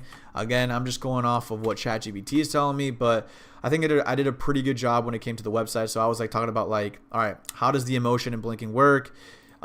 Is the mask one size fit all? Like, these are very important FAQs that people actually look for when buying the product, because again, you want to make sure the mask is like one size fits all, and that the mask could actually like, withstand, water or just whatever the fuck. So again, I'm just going off of what ChatGPT is telling me, but again, you could always refine it to make it a little bit better. So again, pretty easy process when it comes to making FAQs. We're going to go ahead and save this, but typically I'll just add a little bit of a question mark icon just to make it a little bit nicer. And then there we go, boys. Now we have our FAQ just like that. Bada bing, bada boom, super easy. So yeah, guys, as you guys can see, we just completed our product page in honestly less than like 30 minutes. This didn't take too long. And again, the majority was using ChatGPT and just using some of the resources that you can get your hands on now that are completely for free. Again, this is there's nothing here you had to pay for, really. The only thing you're gonna probably need to pay for at this level is gonna be that bundle maker and the cart upsells. That's pretty much all you're gonna have to pay for, but that's probably like an extra $20 a month that you're gonna be spending. But if you're probably watching this video, your store's already gaining traction, or maybe you just want to know how to build a website. But again, this should kind of be a reference point when it comes to building out your website every time you go viral, or you just need to build something out super quick to kind of like have up by the next day. And again, guys, this is literally what has made me over like damn near $100,000. This little theme right here that I built out in front of you today, this is enough to make your first 6 figures with organic, like easily, right? But obviously, as you continue to scale your stores, you want to maybe invest into a theme to make the website just a little bit nicer and really just provide the customer with like like, okay, this guy's really legit, right? But again, this actually does give me a legit vibe. Like, even if we go back to the initial completed website with everything included, like the bundle maker, this looks legit, right? This looks absolutely legit. This made me over $20,000. This super like bro, look at this, bro. Like, we're not even talking about branded product images. These are just normal GIFs, couple of features, you know, some customer testimonials, FAQs, and that's pretty much it, bro. This took me like less than an hour to make, printed me money, converted. And I'm telling you, you don't need anything crazy to start, right? Obviously later on you can go ahead and buy a theme, but boys, this is literally all you need. So yeah, boys, I'm going to end off the video here, and hopefully you guys did find some sort of value when it came to actually building out your first product page. And I'm here to tell you, this is literally all you need in the beginning to make your first 6 figures with organic or even just e-com in general, bro. And hopefully you guys did learn something new. And you know, this should always be your reference when it comes to building out your product page when you're going viral, or you know, you just want to build out your first ever website. All right, guys, so that is going to be the whole entire blueprint, the whole entire course that you guys just watched. Hopefully you guys did find some sort of value. I genuinely did pour my heart and soul into this, and this truly changed my life. And I want to be completely transparent at this point in the video, because if you're at this point, like, you're genuine and you do want to make this work, organic is 100% possible. Don't let anyone tell you that e-com isn't real, that it's all fake, bro. It's fucking real. I've been super transparent this whole entire time, especially on my channel. I've never faked anything. My lifestyle isn't faked, nothing. I mean, I don't even show my lifestyle because I want to lead with knowledge, right? I don't give a fuck about buying a cool car and showing you guys that, because that's not going to provide you with any information and valuable tips. Like, sure, it's going to maybe motivate you for like 3 seconds, however long that dopamine spike hits, but really what I want to lead this channel with is knowledge, bro, and truly lead with that. So yeah, guys, that's going to be the video for today. Hopefully you guys did enjoy it. Let me know in the comment section below. Also, if you guys do want to work with me one-on-one and join the inner circle, you guys can go ahead and apply in the description below. And that's going to be it, guys. I'll see you in the next one. Peace out.